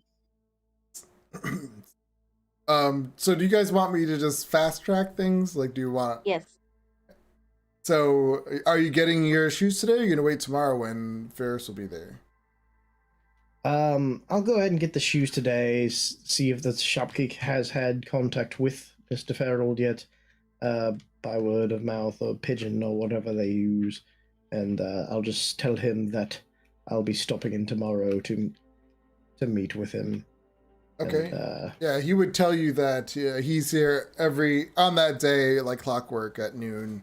So that's when you should expect them. Your shoes, they look really well done. He did an excellent job on them. And he keeps expressing like, "Oh, make sure you spread the news that I can do quality work," and like to give him some business. Absolutely, sir. You've done a magnificent job. They haven't looked this good in an age, Tobe. I appreciate it, my lord. Thank you. Thank you. And he keeps thanking you as you so then we can fast track now. He's going back home. Your dinner is waiting. It smells really nice in the house when you arrive. Your mother is very happy to see. Yay. She asks about your day. Oh, we did some shopping. We went into that yawning portal. It's not great. There's this hole in the floor, and there's no railing around it, and people just keep throwing themselves in there. It's rather strange. Darling, I lived here all my life. Of course I know about it. Well, not all my life, sorry. I've lived here for a while now. I feel like a lot of people would know about it. The yawning portal. It's such a popular place. Sometimes we like to go there and pretend like we're... and then she catches herself when she sees the rest of you all at the table. I don't see Father doing that, but okay. No, I just do it with my friends. Oh, okay. Living on the edge. Mom. Yeah, you know. Be careful, Mother. There are ruffians about. They're just not the greatest scene. I feel like that would be like a noble thing to do, like try to dress up like you're not a noble once in a while and go out and pretend like you're part of the lower class. Great way to get mugged. Well, now if they do a good job of it. They would always have a guard, maybe, dressed up too. I think that would be fun. Yeah. So, how does the other half live? Yeah, exactly. I mean, dinner is great. It's this nice turkey dinner. Right before it is served, the father comes in and he introduces himself. He says, "Oh, so these are Leopold's guests. I'm the master of the house, Lucian Asher. It is a pleasure to meet you." Greetings, Master Lucian. It is good to see another full-blooded elf in these lands. As you can see, I am an Eladrin and traveled from the Feywild. And it's as a master of the arcane magics, I pay you my respect. I don't know how do I respond to that. I'd just be like, "Good for you." Hemlock is just looking at her food, like, what is going he just on? Goes, "Indeed," and like kind of just looks away. Oh, all right. Well, I can, things are starting to make sense. Anyways, we've got a busy day ahead of us. It's nice to So, meet you, sir. Leopold, I hear you're the leader of this group at Candlekeep. Yes, we're somewhat of an investigative squad, as we've become, along with our other duties. And we investigate some of the more magical problems that occur around Candlekeep. Interesting. He's just leaves it at that as he's eating his dinner. Your older brother Nathaniel is kind of rolls his eyes to that information.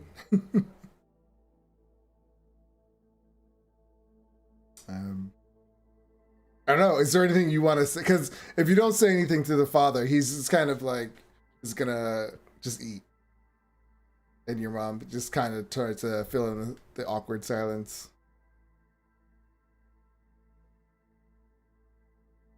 I feel that Leopold would just kind of keep quiet and eat, as he's kind of hearkening back to the same kind of meals he's had time and time again around this table. So yeah, all of a sudden it gets kind of weird and awkward at the table. I don't know what to say. I know she wants to say something. I don't know what to say. 1 second. You know, sir, you should be quite proud of your son over here. He's done a great job as the leader of our group. As a matter of fact, we've been looking for a name, and as he is Leo, perhaps we will become, like the Lions of Candlekeep. And very excited, very proud of this young man you've raised here. So He is one of the best leaders that I have ever had, sir. And he's helped us out quite a bit with his magics and stuff. What other leaders have you worked for? Oh, I used to work for a mercenary group. So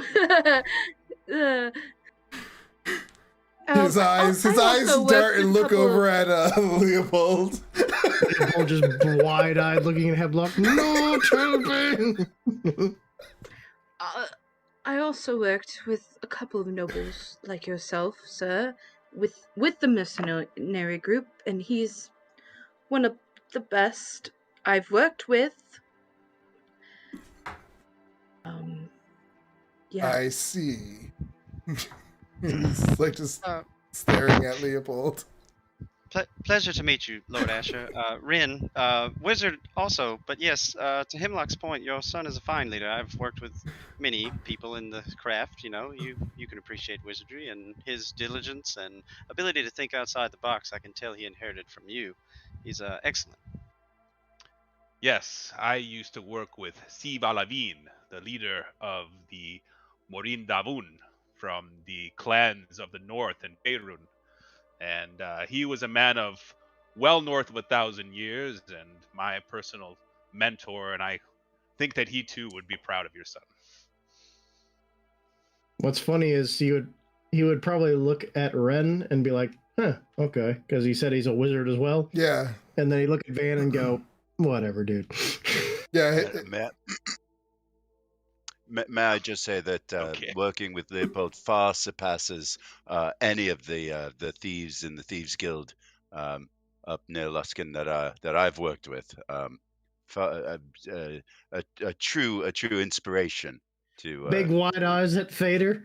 Yeah. I grab Vader's hand and squeeze and look at him like, what are you doing? Dear, do you hear? We are housing thieves and mercenaries. And a wizard.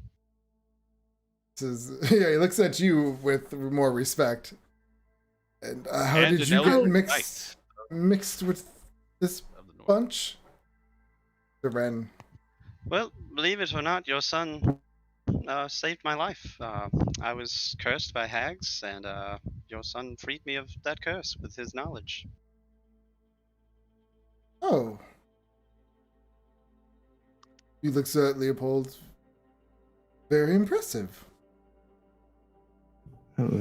Thank you.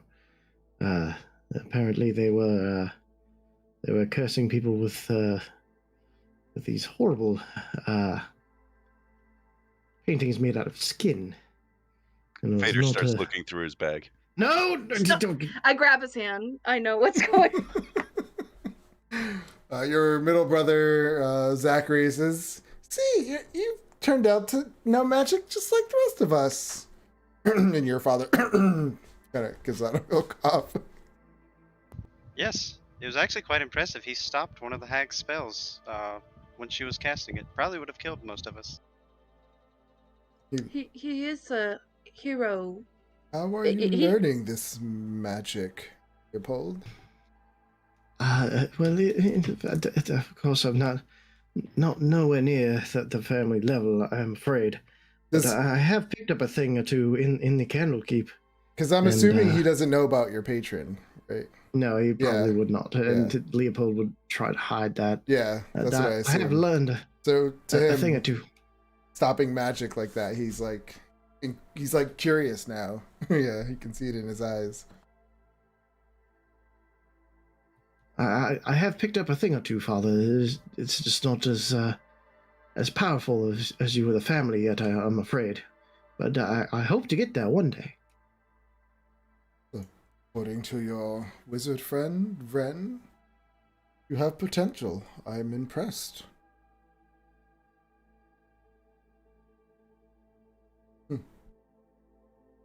There's a weird look on Leopold's face, like kind of like a mixture of okay, that just happened, and also oh my god, I'm lying so freaking hard right now. Yeah, so it's kind of awkward. Yeah, I guess it would still have that little awkward vibe, but a little bit better, like a little bit more relaxed after that, to hear the stories from a wizard. And what you were able to do with the hags. So yeah, dinner goes a little bit better after that, and he at the end of the dinner he would excuse himself, and he pauses when he gets to your chair and says, "I look forward to hearing more stories." He continues walking off. Oh, as he excuses himself, it was a pleasure meeting all of you. You too. Your mother looks really proud right now. She's just big smile on her face. Yeah, he's just like sheepishly smiling around the room and trying to side eye as Patricia is probably eyeing him down, like, "Show me your magic." No. Yeah, she's yeah, I like that. She's curious as well.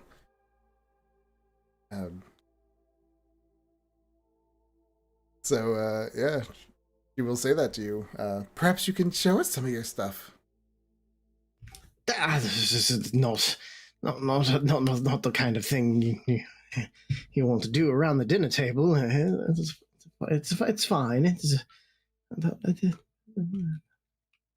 Nonsense. I'm sure they have a workshop you could show off at. No. It's not really appropriate magics for this kind of. The Pinion can come out. Pinion, just pop Pinion out on my shoulder. Little, I think he's still a bat right now. Who is he? Where is he? He's my familiar. He's Pinion. Where is he? He's just on my shoulder. Oh, okay. I'm trying to think of what other cool mechanism or clockwork things that you would have in your house.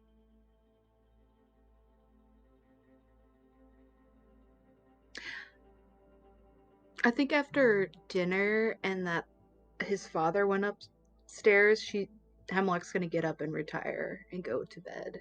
Or go into her room. So. Okay. excuse yourself. Say anything. Mhm. I'm going to retire. She's gonna look like really just anxious and a little sweaty, and she's just gonna go, I'm gonna go retire. I'm not feeling well. And she's gonna walk up to her room. Okay. Before she gets out of sight, I'm going to open up a telepathic connection. Are you okay, Hemlock? Yeah, I'm fine. Okay. I'll drop the connection. Okay. What does everybody else do? Do you have a study here that maybe I could do research at, Leopold? Well, I mean, father's study would not be a great place right now. But I mean, there's the family nursery. It has some rudimentary books. Nothing too out there. Some mechanical notions, basic magic theory, that kind of thing. But father's study would be off limits, unfortunately. Okay, that's fine. Hemlock, was there something you were going to go do? No, she literally had a panic attack because she spoke up to his father. Like, I don't know, like she just got too much anxiety and ran upstairs to go sit and cool off because she talked to him about Leopold. She just doesn't like weird situations, and it reminded her of her father, so she just ran away. Okay. So if there's anything anyone's gonna do, we could just fast track to the next morning. Okay. Next day. Unless there's something Leopold want to do before he goes.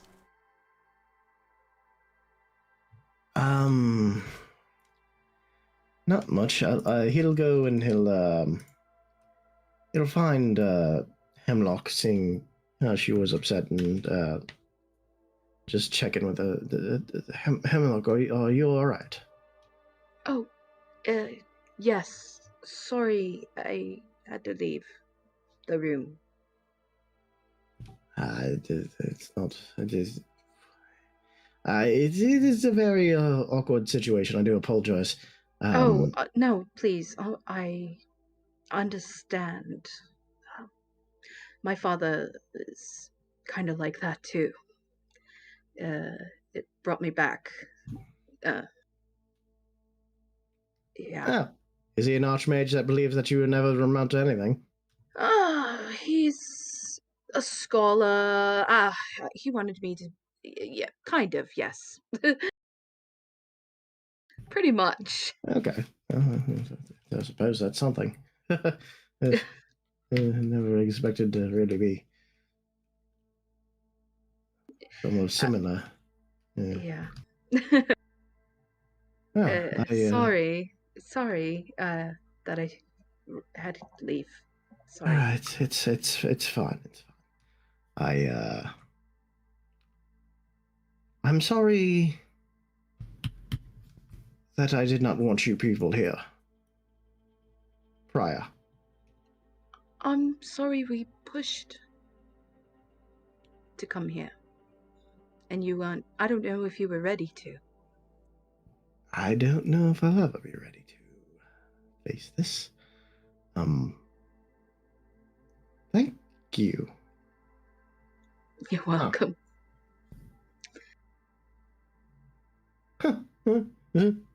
That's well funny. All right, shall we go to bed? Yes. Good night. Good night. All right. Please go your way. Everyone does their thing for the night, and yeah, next morning. This morning, your mother's around, your family's around, but they're all busy doing their things. So unless you purposely look for one of them to talk about something, then let me know. If not, you can tell me what you're gonna do. Knowing Patricia, he would probably wake up to her like being in her room, in his room, just going like, "Show me the magic," and just be like, "No, go, get away! Stop being so weird." Yeah, I just want ideas. And he'll turn invisible and then he'll walk away. And you use your watch to do it, though, don't you? Yeah, this would be new to them, wouldn't it? Yes, it would be new to him. So he'll actually just like shove his hands in his pockets and then turn invisible and walk away. Okay. Yeah, so you do that. Yeah, she's like starts clapping. Where'd you go? Leo? Door opens and closes. The door, she's like, Leo! She's like looking down the hall, calling out your name. And yeah, you make your way to your friends. All right, what are you doing?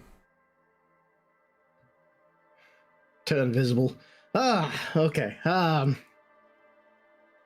Yes, everybody good? Everybody well rested, ready to find Mr. Farrell? Yes, we have Yeah. an appointment at noon, do we not? Yes, we do. A bright and early morning to do something. Yes, something. Okay.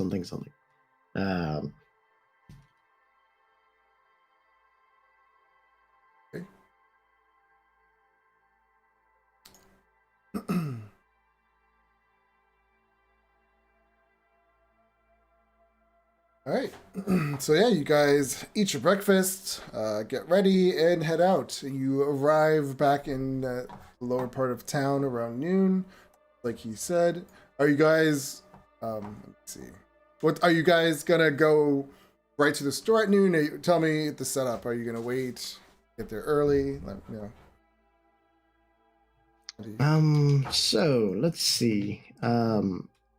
So if I go in there, I assume I should go in there maybe with one other person. Hemlock, would you like to accompany me? Sure. And Mr. Fader, maybe you could, if things don't go well, maybe you could tail him with the assistance of Ren with his magics. Mr.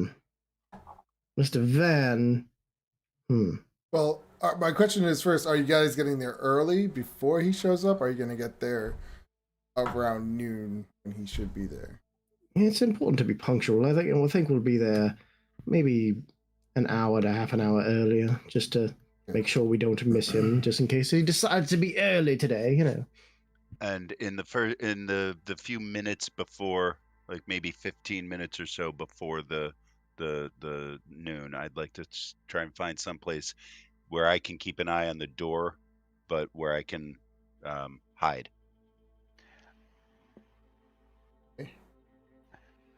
Here's a thought. If this individual ends up working for this guy, and Well, he does work for him.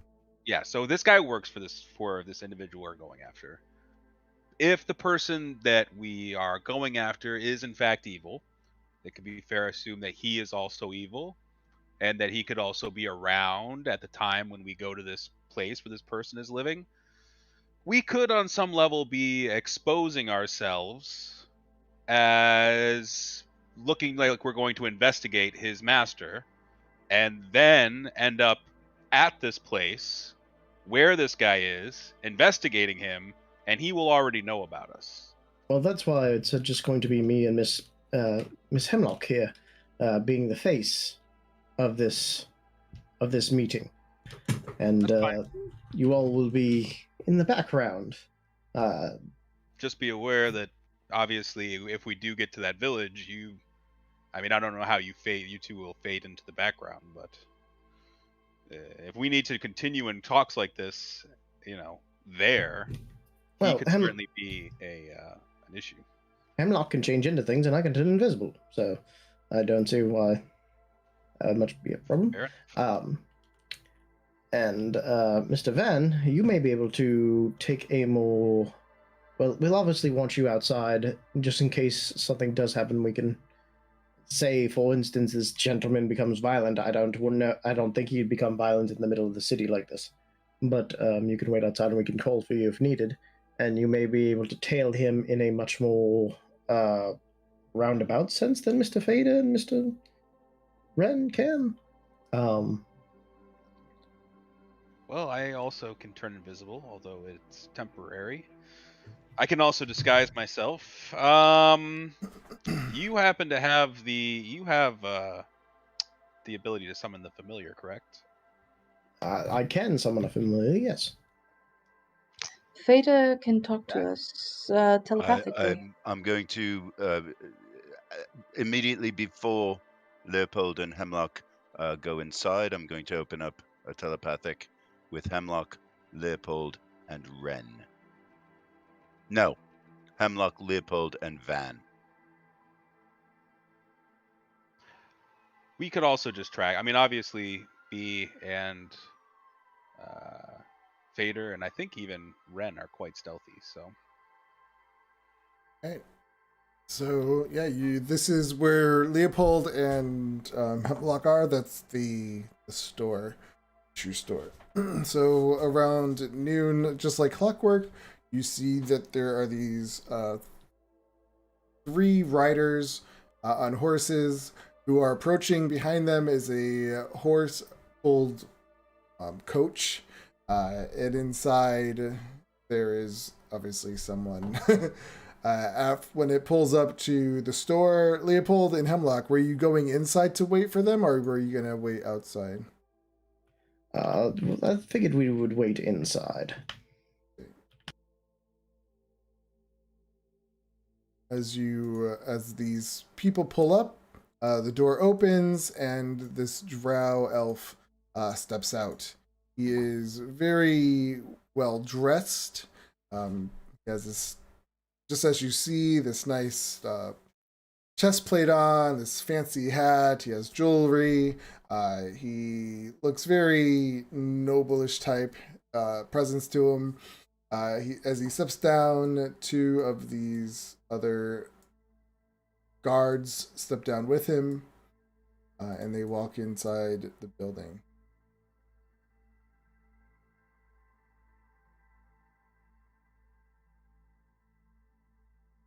So as you're inside, you see this elf walk in.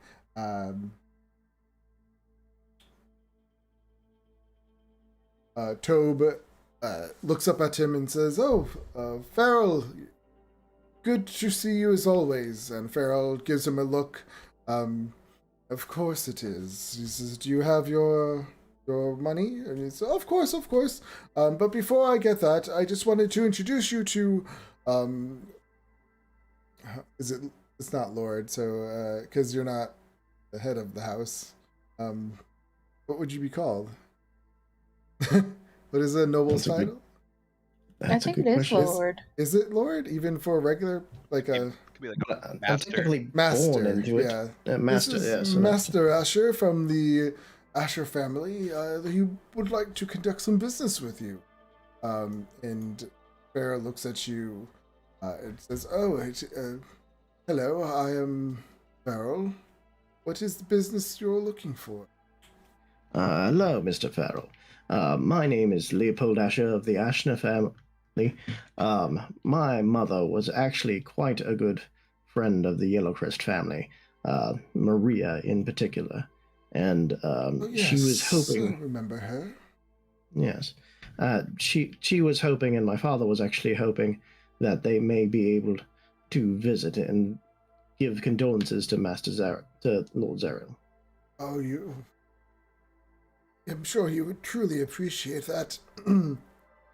However, my Lord Yellowcrest, he doesn't really want guests at the moment. But I would be sure to give them any message you wish. Well, they actually did have a gift that they wanted to present him with as well. A rather lovely grandfather clock that they had been preparing for the family before things had happened. and that is I could very have kind. yes, I could deliver it myself, perhaps, to his new abode. Says, will it fit in my coach? I could bring it with me on my way back. Unfortunately, it is quite a delicate device, and I would be behest if I let it go without myself being able to set it up and not inspect it for any damage upon its arrival. I understand, but you see, my master, he does wish to keep his privacy. Doesn't really want too many guests.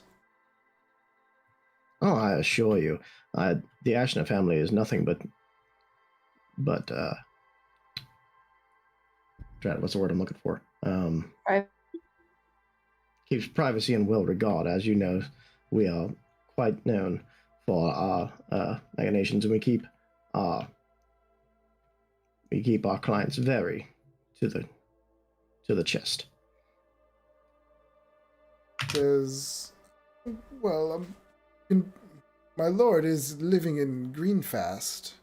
I'm sure you can. The local, mail services will know his address if you send it to the estate. Greenfast. I do appreciate it. I will see if I can arrange this within. The equipment is quite delicate. It would probably take a couple of weeks to get over there, but it's only a day's travel south. Yes, but with the, as you know, our mechanical combinations are quite sensitive and require quite a number of preparations for them to actually travel.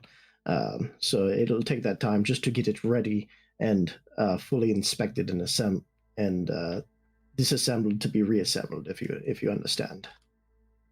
Of course. But I do appreciate you, Master Farrell, and behalf of the Ashna family, we do submit our condolences. I unfortunately was not around when the travesty occurred. I've just recently gotten back to town myself. Just that it was, he will be. I'm sure he'll be happy to hear it. He's like, it's a terrible tragedy. He was completely broken by it. It's just a terrible injustice. I'll go ahead and make an insight check.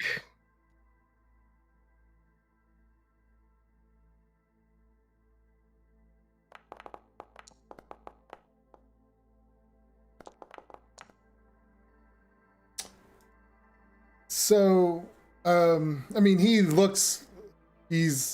obviously, just like you, adapt at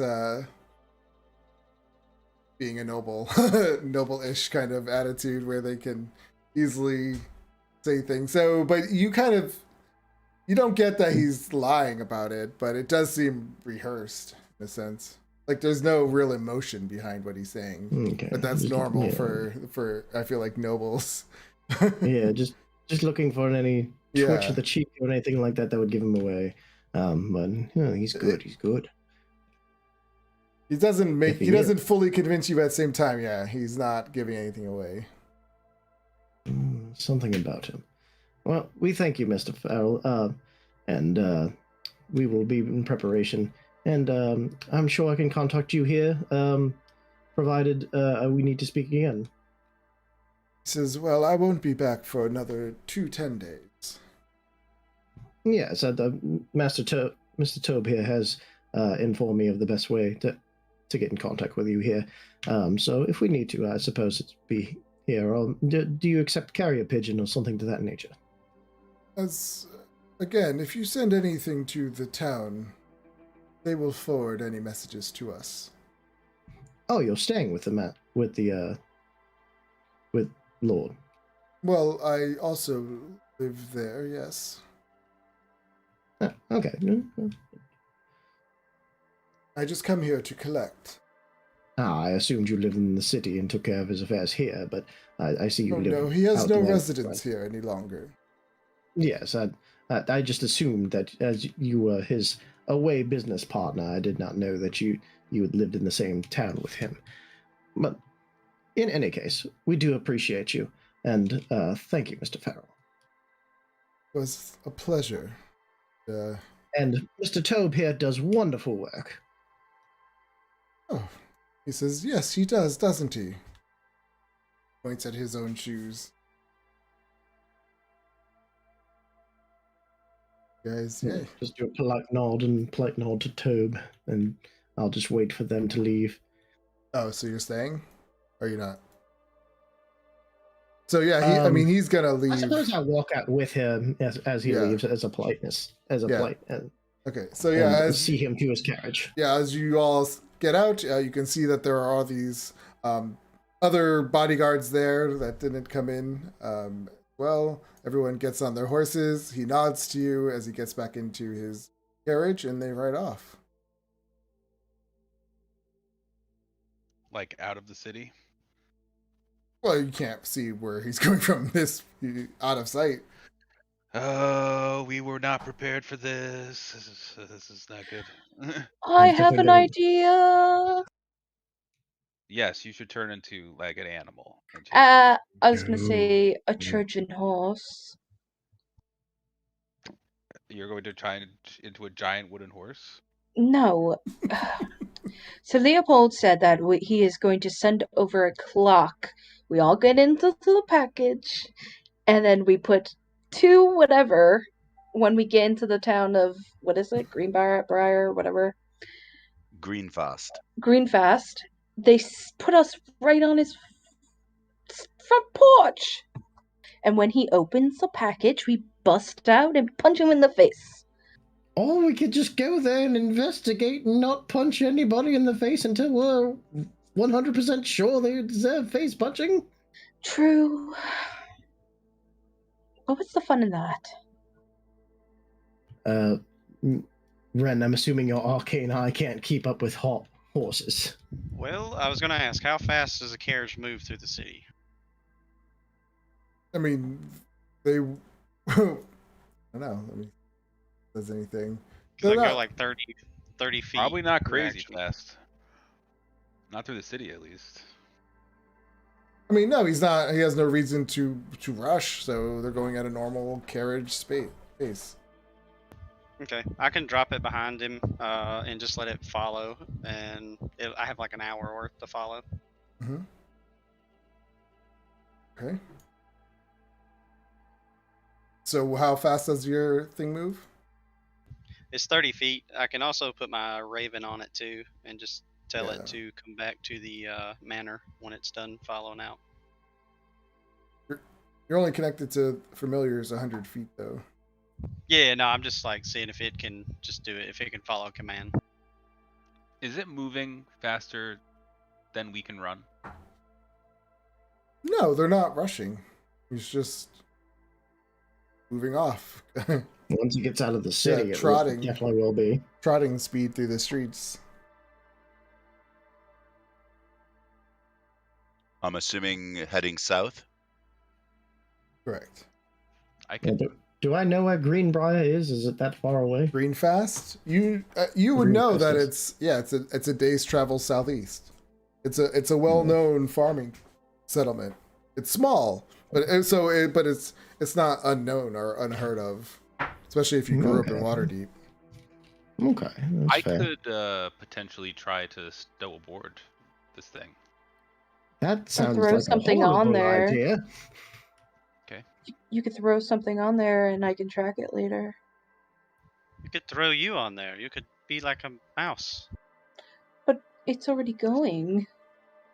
So Makes it a challenge. following it with your eye, we'll just say for the whole hour, you would see it start to head. This would be his last stop, and it would be heading towards the gate. Go south. I could turn into a mouse right now, and then you drop me up. But again, you know the way there. So. Yeah, we know the way there, and I'd rather not split the party. Yeah, that makes sense. I'm just saying, well, we're assuming he wasn't lying to us in any way. But, I mean, I think he's telling the truth. Although I wasn't there to listen, so I guess it doesn't really matter. I'm sure he would tell you everything. Yeah. I mean, it could be. We could worry that he's telling the truth, and plus, I mean, do we think we know like the exact location of his mansion within the city? Apparently, you probably could just not ask the living- local post, and they'd point you to the Exactly. guy. Okay. I mean, it wouldn't be too hard to spot that carriage, and if you can search for things, Hemlock, I'm sure you got a good look at the carriage. You can search for that carriage. I could. Yes. We certainly know vastly more now than we did this morning. Well, Yes. apparently, Mr. Farrell is staying with him. He said the same town, but I'm assuming he probably stays with him. Very fancy attire for a non-nobleman. Do you think he's staying in a mansion in the farms? I don't think so. He'd probably be low key in a hovel somewhere. Well, it's a well-known farming community. I mean, there are nobles that own farms, but as to whether or not there's noble like manors out there, I don't believe so. There's probably like hunting lodges and whatnot. True.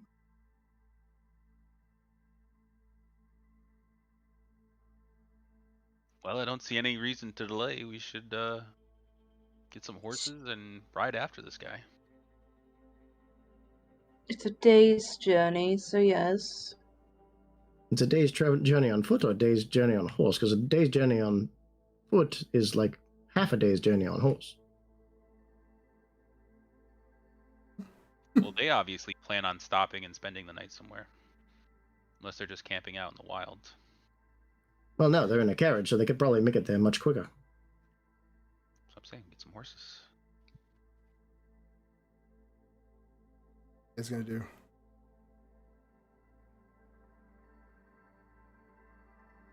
Well, first off, if we're going to investigate them, I can't exactly be dressed like this if we're going to investigate them.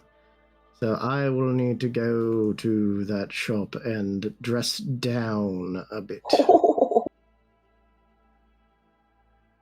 Really? At this point, Yes.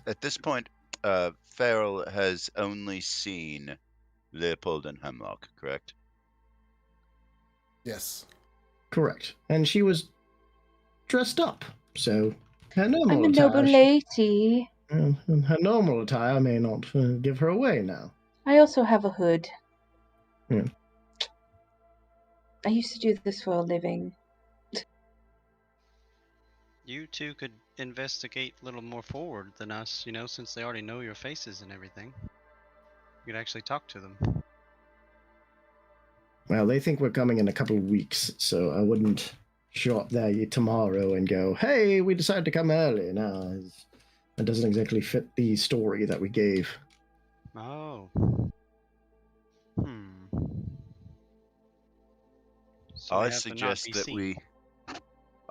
we go and get the lay of the land. I don't know that we're ready to immediately knock on the door, as it were.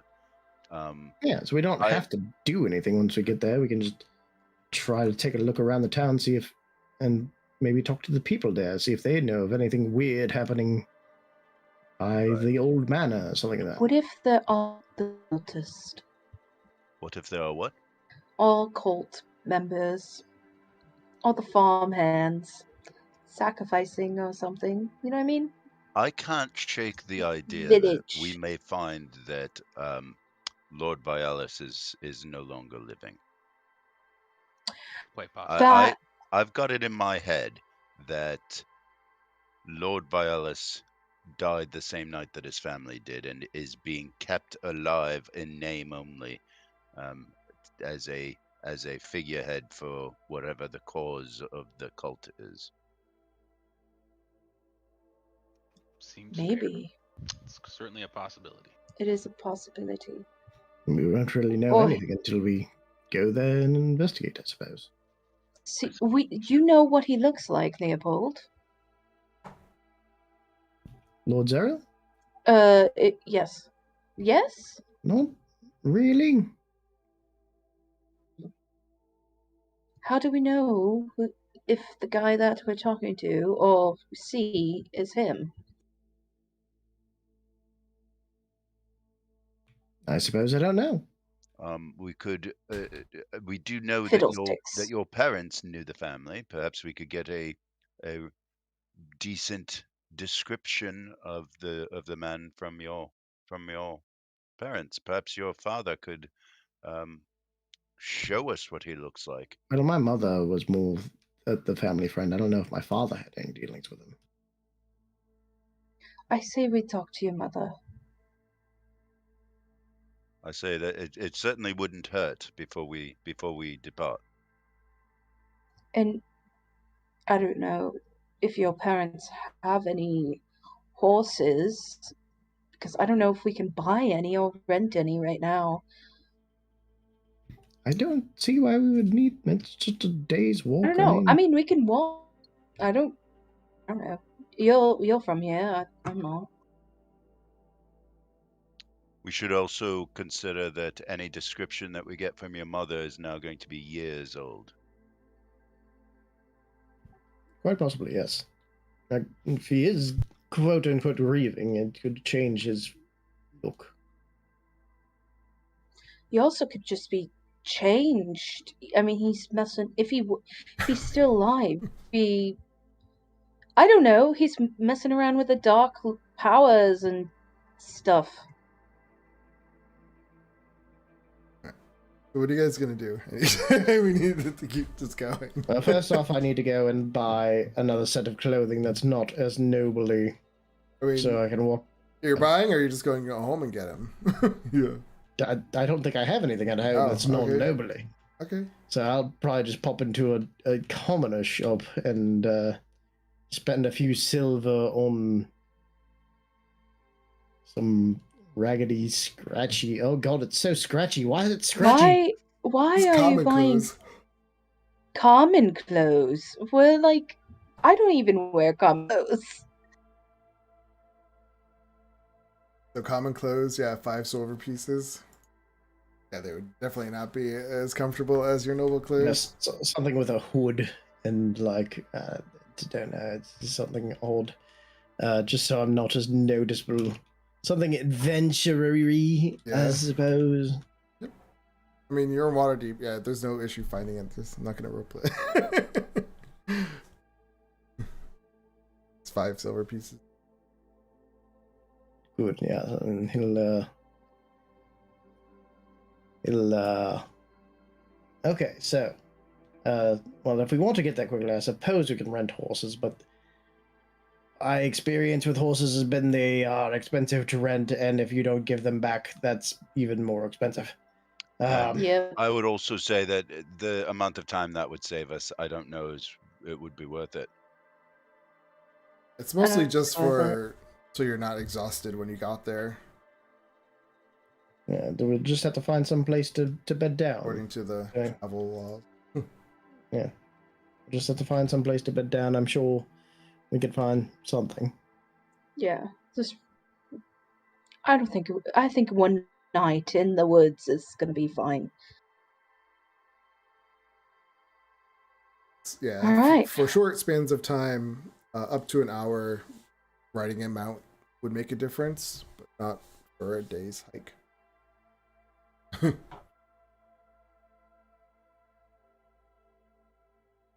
So we head back to your parents' house, get a description of Lord Vialis, and then Boogie. depart. I suppose it couldn't hurt to try. And maybe I'll ask Patricia. She's probably been around with Mom. To give a description of the father? Yeah, to give a description of maybe she could cast silent image or something to give us like a. Yeah, your mother, I mean, if you ask Patricia, she'll say, it's been so long and I never really met him, only in passing. So she can give a general idea of what he looks like of what she remembers. Mom, again, it would be mostly in passing and not like them spending time with them. So she would give a general idea of what he looks like. Well, thank you. I guess that'll help somewhat. Was- While we're here, though, it just occurred to me Sir Vecken might know. Vecken? The knight? maid's Boyfriend? Sarah, the maid's boyfriend. He would Might, definitely know. He would certainly have met the The man. man we made cry. I Yeah, don't well, want to go perhaps back. we just see to it that Van doesn't speak. It wasn't even Van cry. Oh, perhaps was we see to it that Leopold. Leopold doesn't speak. That wasn't Van messed up this time. It was Leopold's. I don't think did we should not. go. You did okay. You did okay. I don't know if talk to this man again. I say we just we got a general description. I say we just boogie out. I say we find this guy's house, all turn invisible, cast pass without a trace, sneak in there, and find out what's going on.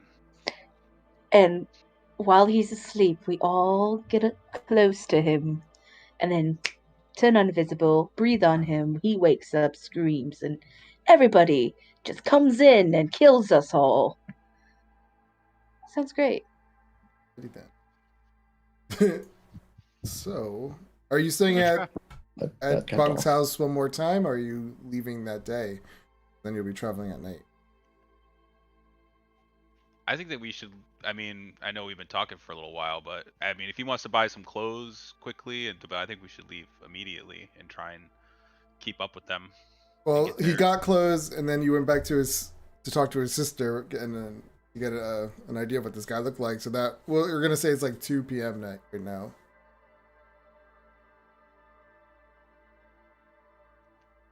So he's already an hour and a half, 2 hours ahead of us. Well, actually, no, because you were supposed to get there at noon. That was when he was arriving. And then you had to go back to his house, talk to his sister, and get clothes. So let's say, 3-ish. Yeah, whatever. We're not getting to Greenfast before them. No. I don't want to get there. I don't think we've ever said we were going to before then. I just figured we could get there. You can get there, but it would be later in the night. Seems fine to me. Yeah, it's up to you guys. All right. So, who's going now? Hemlock? We've been here for days at this point. We can go now. I'm fine. I'll stay in my watch. I'm sure Mr. Wren knows how to make a bubble. Just imagine if this man truly is evil and is putting people's lives at risk right now. Somebody could die tomorrow morning that we could have saved by ridding this world of evil. And we could get back to work faster. We're going. Let's go. Let's go. Days. So would a day's travel just be the 8 hours, or would it be 24 hours? How would that work? Well, technically, you only sleep for about 8 hours. You only have to rest for 8 hours. I would assume journey would be the day. Okay. Yeah. Yeah, it would be like 12 hours. Yeah, so you would get there, we'll say, around midnight. If you're traveling right. So, yeah, on the way there, you're following main roads. So there's no encounters. But it does take you the entire day. Is there anything you guys would have talked about on the way there?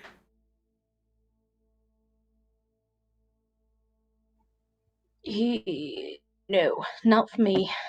I'm just walking. I think that once we get there, maybe we go to the taverns, maybe ask a couple questions and see if maybe we find out some information about the families. But it's like very late. I think it's 12 o'clock at night. Morning. Yeah, I say we camp out on the skirts of the town, and then we just go in the morning. Seems good to me. And scout and talk.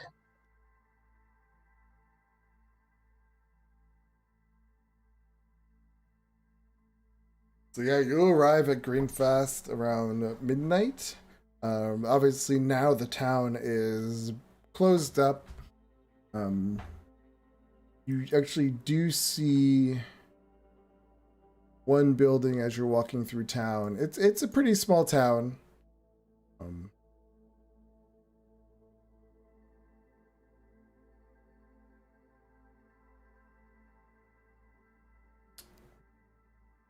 You do see some lights on over at this building over here, which clearly looks like an inn of some type. It's the only place where there's activity. When you get to the door, at this moment there's nobody inside except for a person behind the bar. They're just cleaning up. This building, when you get there, is called the Bulging Cauldron. When you walk in, this tavern has a warm, homey feel to it. And there is this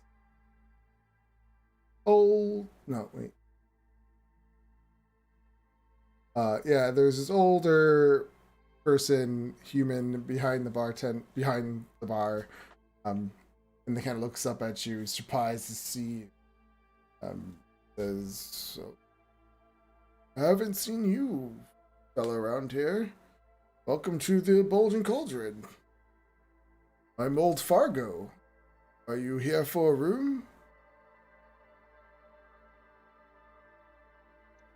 Yes, we are just traveling through, maybe looking for a place to stay and rest for a few days. If we could get a room, that would be great. Says, lucky for you, I have 2 rooms to rent. If you don't mind splitting. Should on be the second fine. No, floor. we've had worse accommodations. I'll pull Hemlock to the side for a second. Hemlock, before Yes, we darling. rest, do you want to cast that location spell right quick? I'll do it in our rooms. Sounds I have good. my hood up so nobody notice who I am. Okay. He says, so what brings you to this small town? We don't ever get any visitors. Just passing through. We came on our way from Waterdeep going farther east, and we just stopped here so we wouldn't have to sleep on the road. Oh, where are you headed? What do I know that is east? I don't know. Do you? God.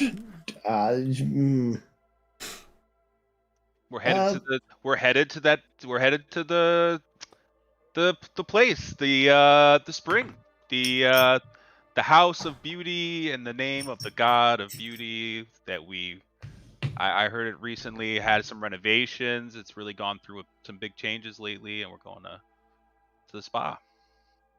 That would be east, I suppose. I'm shocked. I honestly, I haven't never heard of it, but we don't get many visitors here in town, so I guess I wouldn't have heard of it. It's a good 10-day ride. All right. Well, the room is 8 silver pieces a night. Are you staying just a night? For now, yeah. It may end up being a few more than one day. I am weary from travel, and we're more of people that go to spas type people. We're just hanging out. It's 1 or 2 days. We're still trying to get our land legs. We just came off the boat. We have no spas around this small farming town. Sorry to tell you, but I do make a good breakfast in the morning. So that'll be 16 silver pieces. Who pays him? I'll give him a gold and 6 silver. Okay. Yeah, yep, there's the 2 rooms upstairs. The first 2 doors on the right. Excellent. Yeah, he seems just like a regular old tavern man. You guys make your way up to your rooms. They are just normal rooms, 2 cots in each room, 2 little beds for each of you. Is there anything you guys are going to say or do before we call it at night? I'm gonna locate object. Yeah. I'm gonna locate objects, see if I can get that cart. I mean, his carriage. Okay. How Try far and does find it go? 1,000 feet. I wonder if this map is that.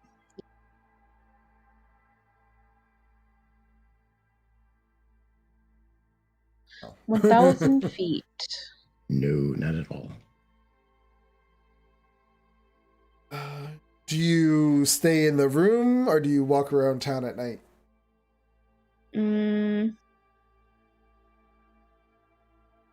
I'll walk around town at night. I will accompany her. Anyone else going? I'll Or- send my bat with them. What were you going to say, Hemlock?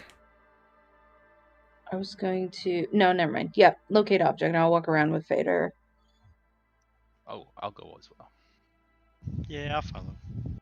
Alright, the whole squad. We're gonna go in a pack and walk around the town. That's Well, when not you say it like suspicious at that, I I'll all. know just stay that's here. not suspicious. All I right. will order an ale. Don't split the party. I would assume we would get to each other fairly quickly if something were Yeah. awry. Fader, I could... Do you want me to write in your book or something to stay in contact, or... Oh, you're already in my book, dear. Okay, so see? We're in contact. And I will. Are you suggesting that I not come with you? You can come with me if you I will- want. I will hide. I will remain hidden, and before we Oh. leave, I'll open up telepathic with the rest of the party. And I'll have my bat follow her. You don't have to hide. Come stroll in the night with I me. will come stroll in the night with you. 2 is less suspicious than 5. I'm just saying. Exactly. You Very well. boys have fun at the bar. Well, we do remember how well the last time we split up the party went. But We got this. We're not suspicious. Van, you wanna go That fishing? was Yeah. yeah, go fishing. Yes. Girl with a hood over her head, all looking over. I'll take off my hood. I don't care. I'll take off my hood. So I will offer her my arm. Yep, we're just strolling in the moonlight. All right. Yeah, you guys head out. The rest of you stay behind. I think you said you have your owl following. You don't. It doesn't actually. You don't have to get far because 1,000 feet is a good distance. This is a small town. So when you recross the bridge and walk down the little path, you start getting pings from the house directly in front of you, Oop. where the carriage is located. oh, looks modest. Yeah, it's a modest house. So do you stay at a distance because you can see the house from where you are? Yep, we'll stay at a distance since they know what I look like. Yeah. So as you get your ping and you kind of look, you can see the carriage parked on the side of the house. The lights in the house are all off. Is there anything you're gonna say? I found the carriage. I will send telepathically back. We found the carriage. Oh, that was like 2 minutes. That was quick. Quick? Yeah, it wasn't that long. It's a small town. It's a small town. Yeah, and then that's where we'll end our game today. Huzzah! Finally made Good it. job. I can say. Wow. Lot of roleplay. I love roleplay. Yeah, I enjoy it. Yeah, I enjoy it. I just wanted to get you guys moving. I know. Yeah, I'll be excited about getting into a place with like a map and some bad guys. Yeah, it's a nice little cute Mostly the bad guys. farming town until you guys destroy it. For no reason. We're Pretty much. we're just gonna keep owning everything they send us to. We own a spa. We're gonna own a farm now. Ring, keep casting fireball. It's The town's interesting. on fire. So far, I'm impressed, though. Yeah, that you didn't get into any fights. With Leopold using his noble abilities. And the influence. Yeah. Subterfuge. I have to go to bed, guys. So Yeah, adios. Yep, same. it was Good fun. game, Good guys. game, guys. Yeah. Had very fun time today. Until next time. Yeah. Take care, guys. Night. Good night. Good night. Thank you, everyone watching. I hope you join us next Tuesday. We'll finally get into some battles and see what happens. All right. Have a good night, everyone.